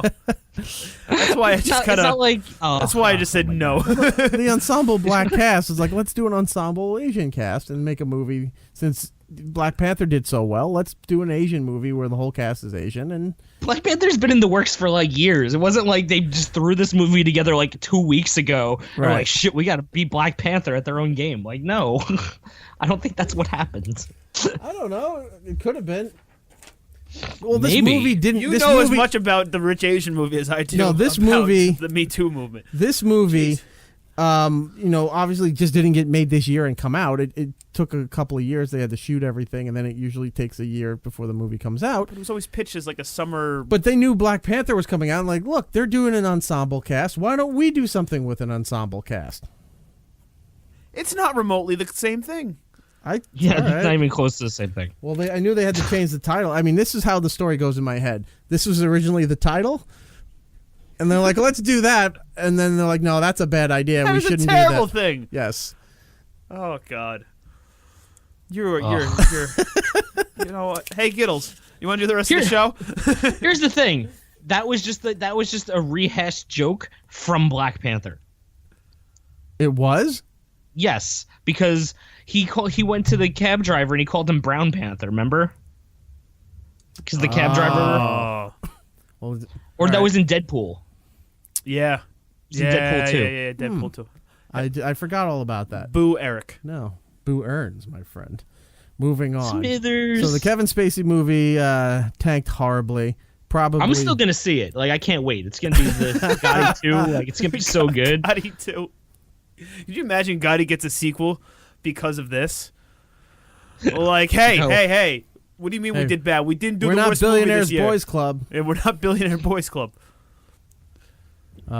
Anyway, some other TV things of note. Voltron, if I know Matt watches it, I watch it. The new imagining of Voltron is up to season 7. Just came out on Netflix. I missed that because 6 wasn't too long ago. 7 just came out last weekend, and I'm almost halfway done with it. It is so good. Yeah, I can't explain to people how much better it is than the original Voltron series from the 80s that was here in the United States. You should probably try to explain. I've done many times. Okay. I've exhausted all efforts. You should go and see that. Also, She's never seen Voltron? The new Voltron? Oh yeah, the new one I haven't seen. Yeah. You should watch it. It's really good. Our pal Bert Kreischer has a new special. By the time you're hearing this, it's out today on Netflix called Secret Time. And the billboards for it are all over Los Angeles and New York, and it's just his belly. Yeah. His belly to his pant line. He's coming to play AC, I think, in a couple months, and I saw. I would love to go. for it. Can we get tickets? I'll see. I think Field trip? I think we're talking to him next week. Oh, Yay. I'll see if we can. I'm not gonna. We can do the ticket God. stuff. Yeah, you miss all the fun stuff. What can I tell you? Big Bang Theory, which we've all agreed has jumped the shark a long, long time ago. Jumped the shark when they came up with the idea for it. Will end its run in the 2019 series, putting it at 12 seasons, making it the longest-running multi-camera series in television history. It's already currently the #1 comedy in the world. How? It's not funny. The previous longest-running multi-camera series was Cheers, with 11 seasons. They're going one more to 12 to make them, so they have the record. 52 Emmy nominations to date, 10 wins, 7 Golden Globe nominations. The show has not been funny in a long, long time. Ted Danson's pissed. Ever. Yes, he's on Curb Your Enthusiasm. I'm not going to lie. I found the earlier, like, when it was, like, fresh and new. It's like, oh, this is something new. And I watched it on reruns on TBS at like 3 in the afternoon because there's nothing else on. Right. I'm like, all right, this made You me don't watch chuckle. the court shows? No, I watch Hot Bench. That's at 9 a.m. What's Hot Bench? That's when there's 3 judges at one time. And it's like Judge Judy, except there's 3 judges. Actually, she's the executive producer, Judge Judy. It's just like Judge Judy, except there's 3 judges at one time, and they each yell at them for different reasons. Does her production slate at the end go, Judge, Judy, and Executioner? No. I should. But it goes, Hot Bench. It does? Yeah, it does. It goes, Hot Bench. Okay. So there's no more story to tell. I think that's why it's ending. And they're Sheldon's... And they're like where Bill are they? Parcells. Sheldon's getting married. He got married. No, he just... Oh, yeah, you're right. Last he just season. got married. They have the spin-off of him as a little kid, which actually isn't bad. Young Sheldon the is young doing- Sheldon isn't that bad. And that's where they're going to continue. So probably what is it going to be? That the remaining people who are married have kids now going into the last 2 seasons? Yeah, they're all married. They all met each other. You saw them from being just the 2 roommates. Then they were a group of nerdy friends with the one hot chick. Then there was more hot chicks that came in. Then they dated and had problems. One went to fucking space. Yep. And came back. Then one had a Sounds kid. like somebody's a Big Bang fan. Yeah, it sounds like you love it. I worked for CBS for a while. There was a lot of interviews that happened. Okay.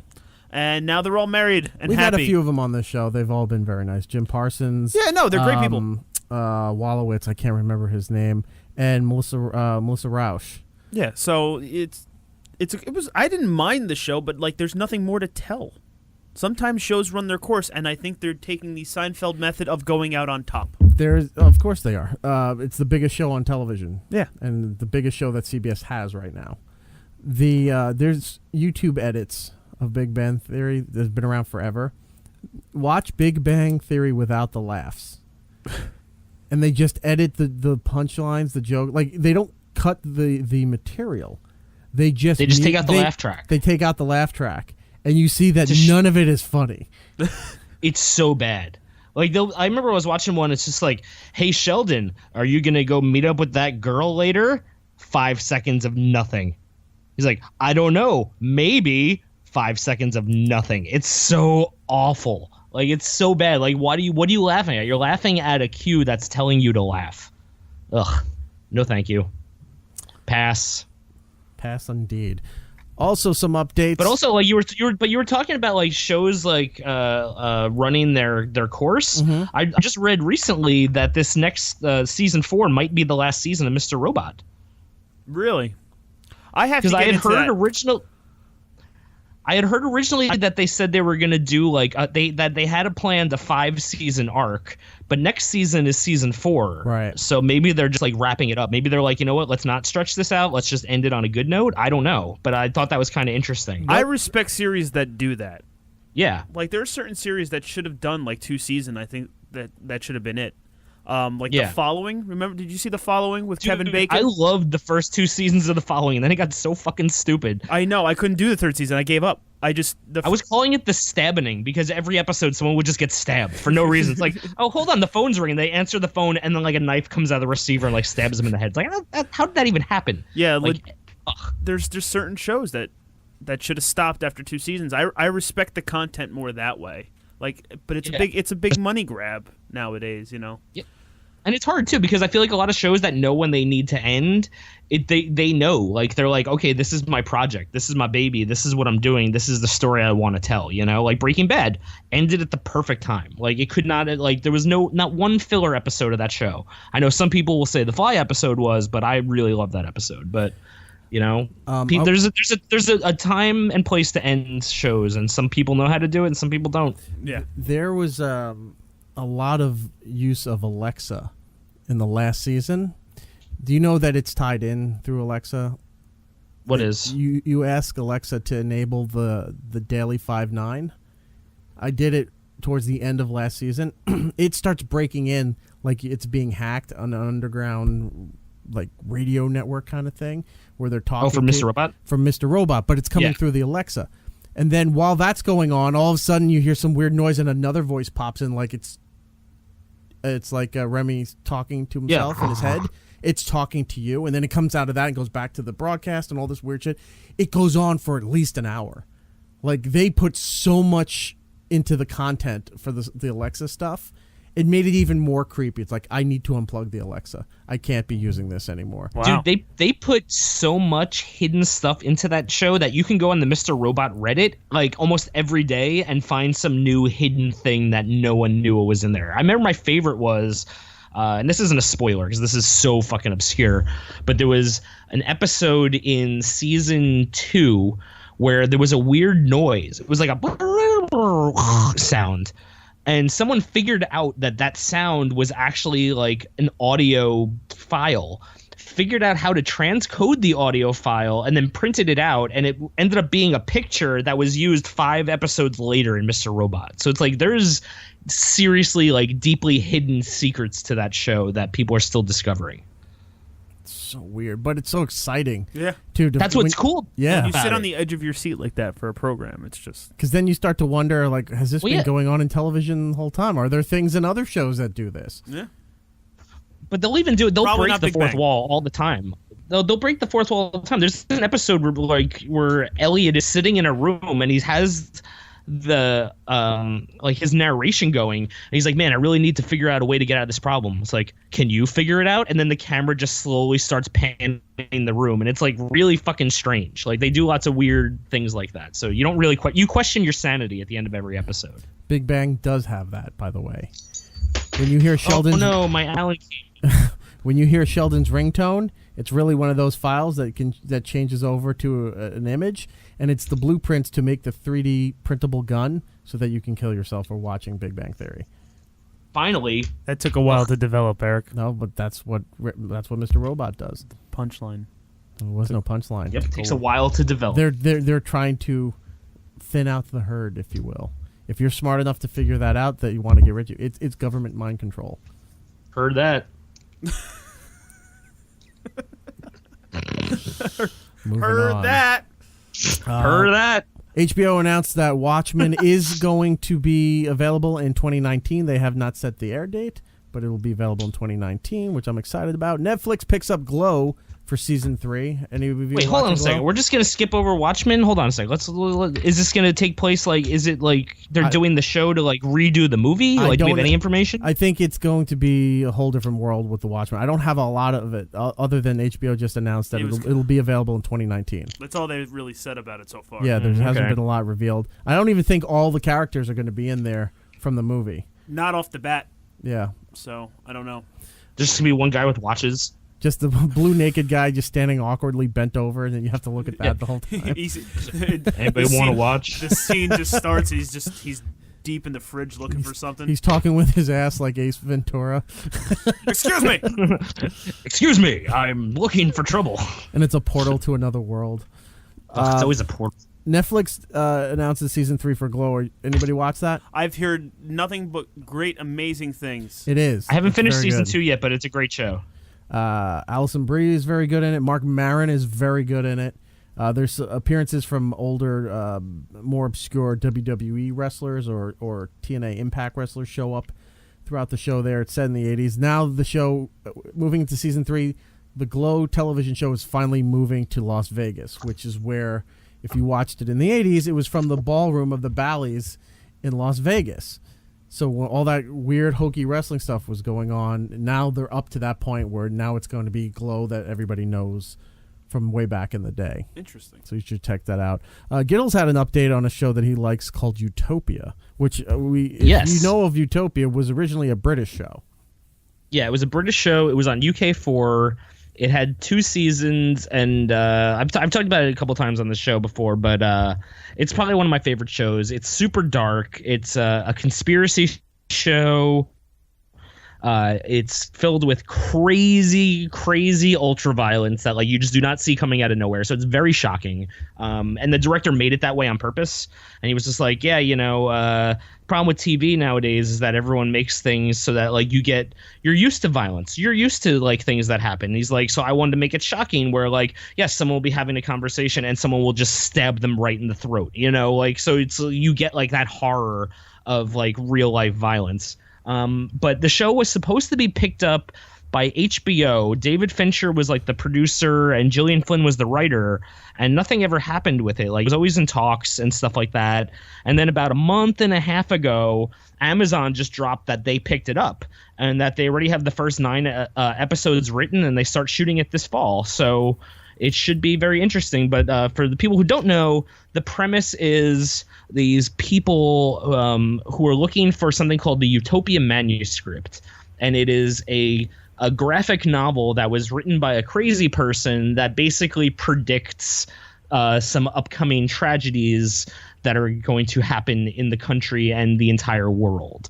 And it's really crazy. There's no moral center on the show, which makes it really uncomfortable for people to watch because, yeah, you're like, oh, yeah, the bad guys totally needed to kill everyone right there. Like, that makes the most sense, you know? And it's not like how you would normally watch TV. So you'll find yourself in situations where you're questioning your own morality. So it's a really good show. Highly recommend it. And like can't wait Mr. to see Robot. I mean, I honestly can't wait to see what Amazon does with it. Like, if you want to know what the show is like, go on YouTube, type in Utopia opening scene. It's like 4 minutes. It's the opening scene of the first episode. And if you're not like completely enthralled by the end of that 4 minutes, it's probably not a show for you. But it's crazy and it's insane.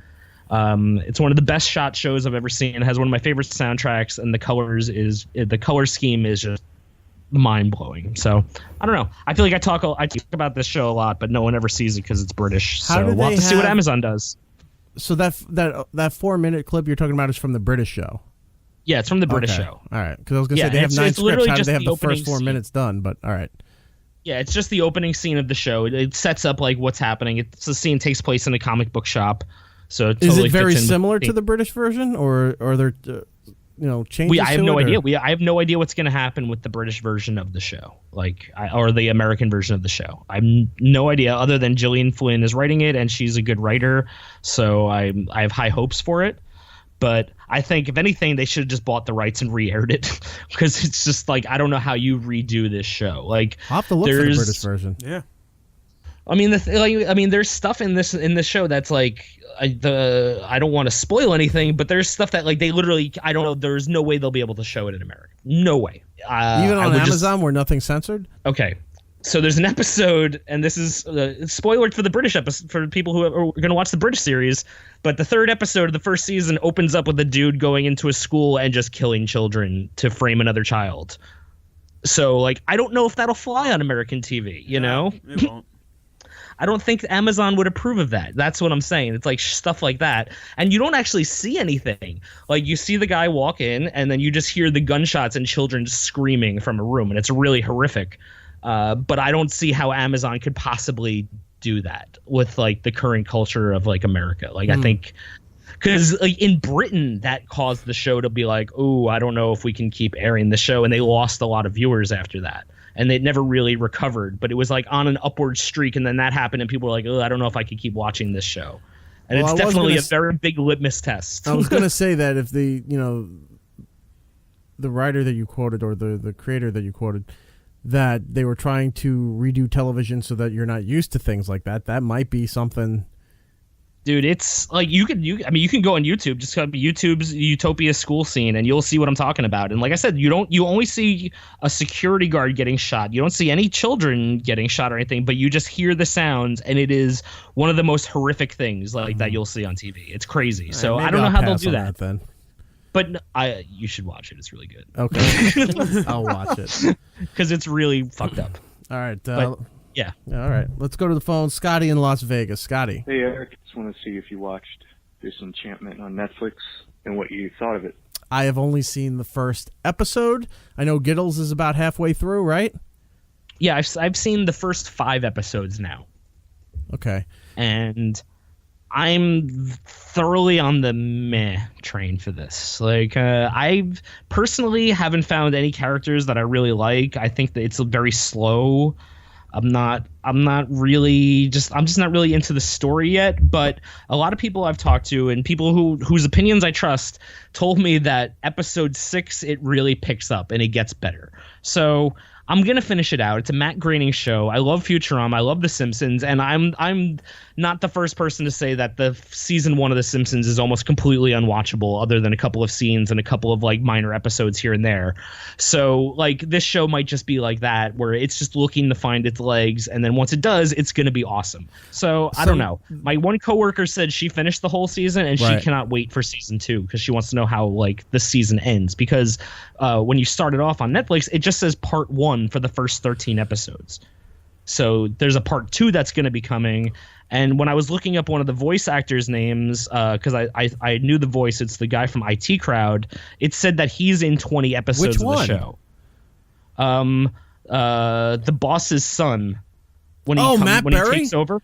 Yeah, Matt Berry. Matt Berry's awesome. Yeah, he becomes the voice of the prince that she has to marry. So he's kind of like the Zapp Brannigan of the show. Oh, that's awesome. So yeah, like the second I heard his voice, I was like, wait a second, I know that voice. That's a very specific voice. And so I Googled it, and it, like I said, it said he's in 20 episodes of the show, and 13 have already aired. Or there's only 13 up, rather. So that means there's at least 7 more coming. So I don't know if that's part of the original show order or if it already got picked up for season 2. I'm trying to remember. Did Matt Berry die in season 4 of IT Crowd? Was he shot? I don't remember. Because I remember his dad, something was going on. He goes during a board meeting. He goes, "Excuse me a second," opens a window and just hops out of the building. Well, yeah. Well, that's how his dad dies, and then he comes in and takes over. Yeah. But oh my god, how funny is that when he just dumps himself? Like, whoop, he's like, "Excuse me a second, goodbye," and he just hops straight out, very British and proper. He hops right out the window to a point, like he's doing. Amazing show. Yes. If anyone's never seen IT Crowd, watch the shit out of it. It's hilarious. Well, the American version's supposed to be coming soon, right? Yep. Yeah, the American version's gonna be coming soon. Same creator and everything from the British version is handling the American show, so that gave us some faith with that project coming over here. And it's great. And for people who don't know who it is, if you don't know what IT Crowd is, it's same guy, Graham Linehan, who did Black Books, and he did Father Ted also. So if you know any of those shows, Black Books is one of the most funny shows I've ever seen. It is. Yeah, we love Black Books. We're huge Black Books fans. I love Black, and I love Books, Father Ted Ted's too. Great. It's so hard to find Father Ted though. Like Really? nobody airs it, and unless you buy the DVD set or something like that, it's very hard to find. Oh, I got It's actually not. You know where all the episodes are? They're all streaming free on YouTube. Like I've watched them all on YouTube. They're All all of up them? there. The full episodes. Yeah, they did that thing where you increase the speed like 2% so that like it doesn't run the same runtime, so it doesn't get taken down. So the voices are like slightly higher pitched, but all the episodes are there, so you can watch it. There's a line from that show that Matt has used forever, where the drunken priest that's always sitting in the chair in the background, the really old guy, where they're like, "Would you like some tea?" And he just wakes up out of his stupor and goes, "Fuck off, cup," like that. It was just the weirdest thing, and that became Matt's thing. Like on his old AOL Instant Messenger away message used to say "feck off, cup." That's awesome. So a lot of great TV still to come as we head into the fall. Thank you, Scotty, for calling. Anybody else? 651 Smithers, 651-764-8437. 20-year anniversary of that 70s show just happened too.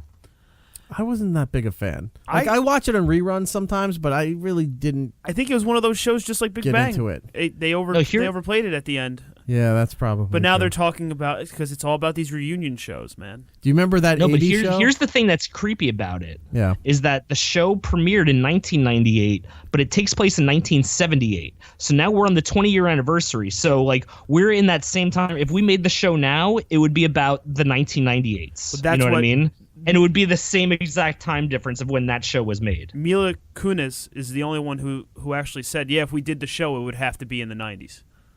Like we would have to, if we did a reunion show or a reboot of it, Right. like, and it was all the original cast, it'd have to be the 90s. Well, because they did that 80s show with a whole different cast, and it Oof, that was lasted bad. 3 was episodes, and it was terrible. done. It was terrible. Oh, Yeah, how many times were they going to do that big cell phone joke? Ugh. It's a cellular phone, and that was in every promo. And you already hated the show before it even debuted because the Hated promo it. was so bad. Ugh.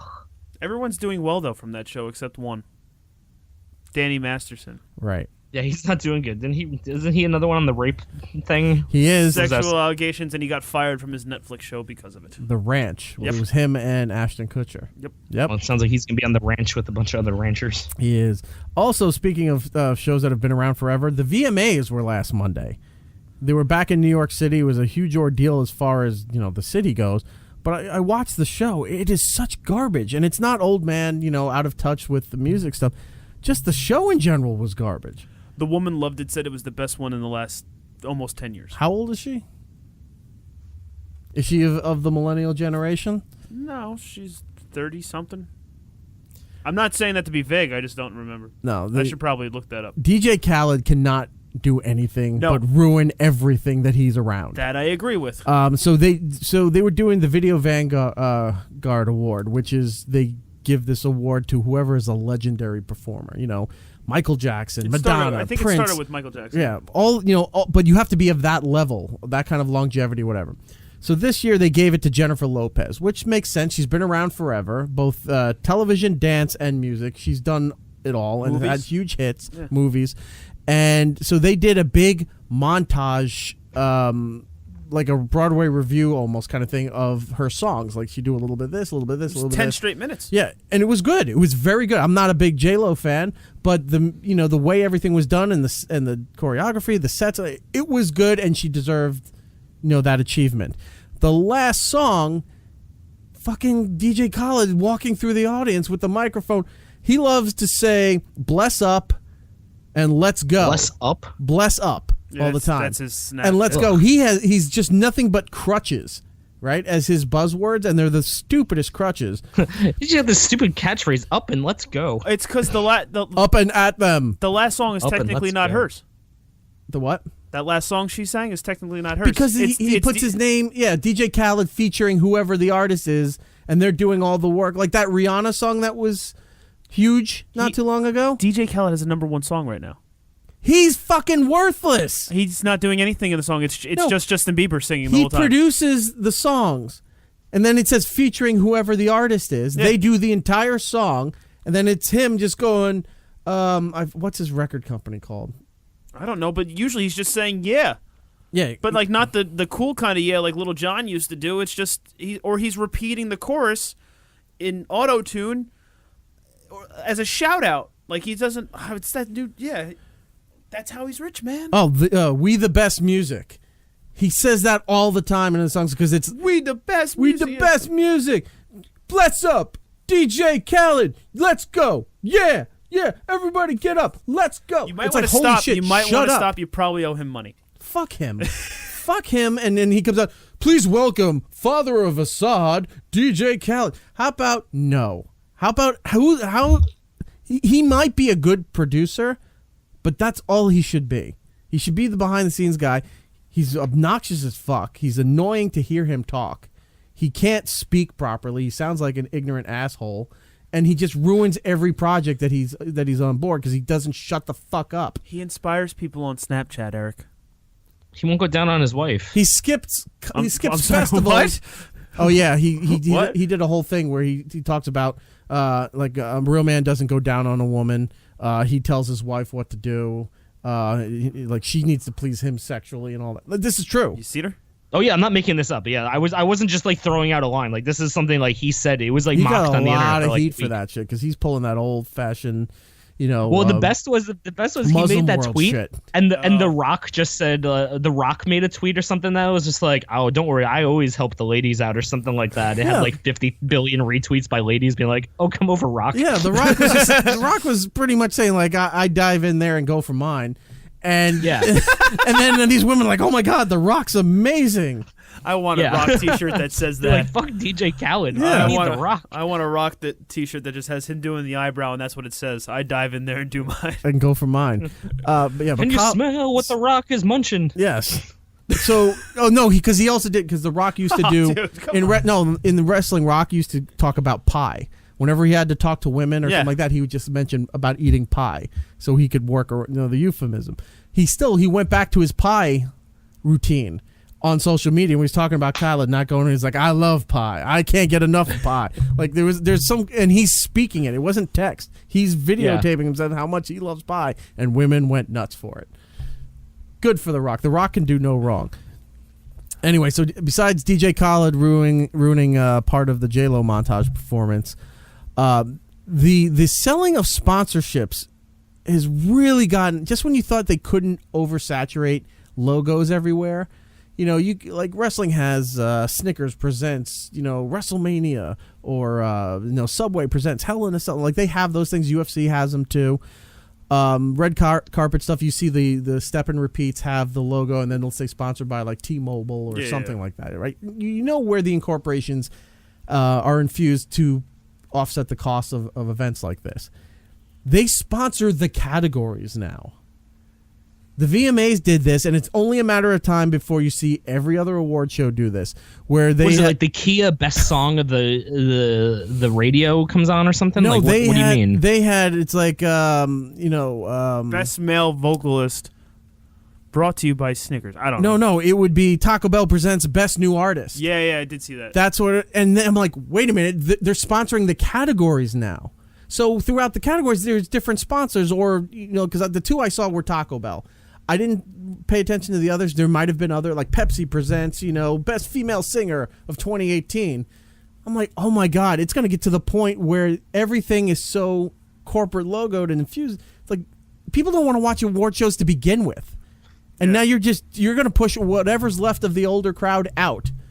Like, you're not going to get anybody watching this shit anymore. The only thing I could say positive that I saw, because, you know, we had to do the review the next day on the radio, and I know the woman liked it, but I think something that they should bring back, or they should have done, is they brought Kevin Hart out at one point, and it wasn't necessarily for an award or to introduce anybody.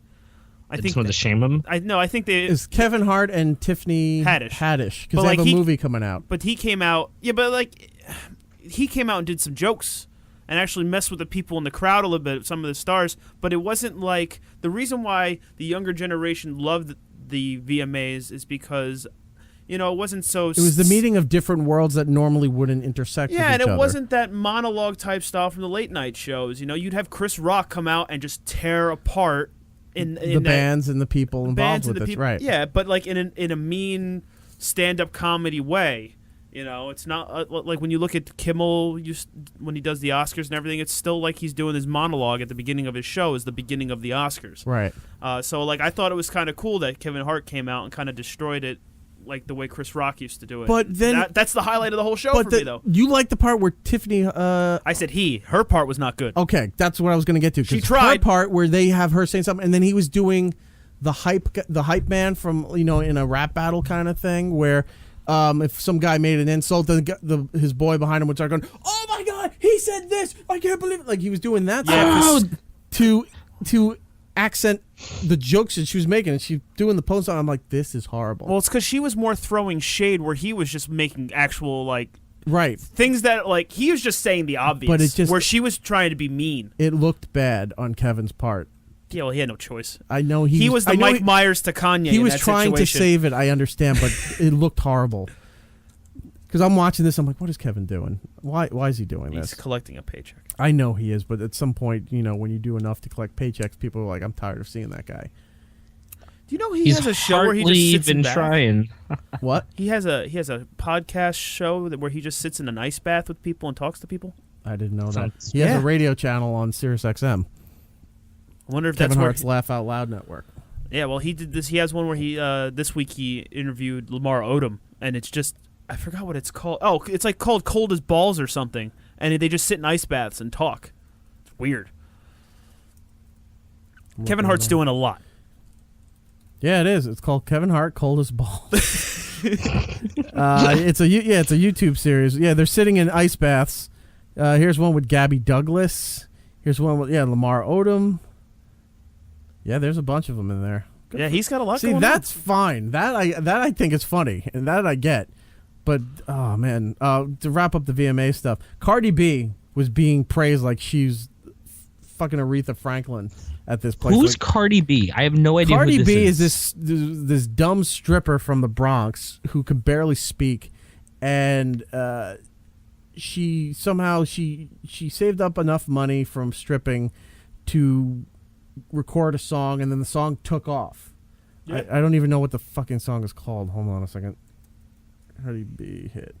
And it was all over radio, and she speaks in this weird Bodak Yellow was the name of the song. She speaks in this weird gibberish, And then she makes weird bird noises and other fucking sound effects. If you want to see the most atrocious thing. Hold on. So she keeps doing this shit, and everyone thinks she's all these younger people are making the dumb noises like, oh my God, she's the best. She's fantastic. She's an ignorant asshole who doesn't shut the fuck up, and she doesn't know how to conduct herself anywhere. And I guess, what would be people being in on the joke like she's an idiot and we're laughing at it, and she thinks she's really moving up in society, but it's still going. Like, you laugh at her for being an idiot, but she's still making a lot of money. She's still, these songs are doing huge. Her music is horrible. I don't know if she gets along with Nicki Minaj, who is like a step above her. Well, that's the thing. She's supposed to be the new Nicki Minaj. Yeah. And she's winning all the awards, and Nicki Minaj is, and she's getting pissed. But if you want to see the most atrocious thing ever, Cardi B she co-hosted a whole week The Tonight Show with Jimmy Fallon. She didn't do the week. She did a day, didn't she? No, she did the whole week. Because I remember that first night she came out with him on the monologue, and she ruined it. Oh my! And you saw Jimmy's face like, "Fuck, we have to do this all week." Because he's done it a few times with Ariana Grande, which has been good. Miley Cyrus has been good. But yeah, the Cardi B one she couldn't read the teleprompter, and then what she was reading, she was laughing before she hit the punchline. And then, it was inaudible. I think she's mentally. That's how you know it's a good joke. I think she's mentally brain damaged, or she's definitely slow. I don't know if it was from physicality or if that's how she was born, but she's an idiot, and I don't understand why people think she's so great. Agreed. And I don't like her music either. Another thing I've noticed people saying especially on the VMAs, stop saying I needed to. Thank you for letting us speak my truth or speak our truth. I don't know what the fuck why that's a statement. I don't know what that means. It's like, I'm speaking my truth through my music. It's like you sound like a pretentious douchebag when you say words like that and put them in phrases to make it seem like you're smarter than you really are, or that you're more intellectual or more sophisticated or more deep. I can't understand half the song, so. You know who's speaking truth in their music? Fucking Thundercat with this song that goes meow meow meow meow meow. I want to be a cat. Now that's fucking speaking the truth. Should that be bonus time this week? Bonus. Yes. Time. All right. Writing that down. It's going to be there. I will point out some good things before we end the show here with the VMAs. There were good performances. Ariana Grande was very good. Panic at the Disco was very good. Like I said before, they're still panicking. They're still panicking. They're lost in that still disco. Discos? It's like Five Nights at Freddy's. They're panicking at the disco. Oh, all this weird horror Five stuff going on. Freddy's? Right. J-Lo's whole 10-minute montage was great, and Logic. He came out. Do you know who Logic is? Yes. Yo, Logic is awesome. Yeah, he was came great out on Rick and Morty. His performance, noob. His performance at the VMA, he was, again, every time I hear his song first, I'm like, I don't think I like this. And then it kind of grows on you, and like, you know what? I kind of like Logic. And every time he has a new song out, I go through the same motions where I don't think I like this. This isn't bad. Yeah, I kind of like Logic. Yeah. I met him at Jingle Ball. Oh, nice. This past year, he was there, and very nice, very cool dude. Not anything like you expect. Like, he's just like, he shouldn't be at least his look shouldn't be as big as he is. He should be doing like a LAN party or something like Looks that. like he should be working at Staples. Yeah, something like that. But he's a very cool guy, and I really enjoyed his performance on the VMAs. So that's it. I don't think we need to cover anything else, right? We're done for today. You skip over the whole Madonna thing. Yeah, well, she made it all about Madonna herself. thing? She's supposed to do the remembrance for Aretha Franklin, and somehow made it all about her career. Which is not the first time she's ever done that. No, and it was not received to warm welcomes from the media, from social media, from the public. Yeah, she's saying that she was always going to be there to present, and then at the last second they said, "Oh, you have 2 minutes to go over Aretha's death," and she's just like, "Oh, okay. I never meant to do a tribute, and I never knew I was doing that until like the day before," and that was her response to that. Like, it was impossible to do a tribute in 2 minutes. She was just working in song titles. Aretha was the original Material Girl. Yeah, and you better think. She was the shining star of the R&B world. Every time I heard a new album, it was like I was on holiday. The only thing that saved her vocal stylings were always in vogue.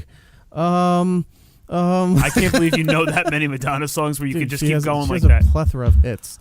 Yeah, she does, doesn't she? What's the one? When she sings, it was like she took me there, just like a prayer. She took me there. You're She's just going, I need some new material, girl. Coming up next on the Taco Bell MTV, she's still talking as the camera pulls away. The camera guy just falls asleep. It just tilts down.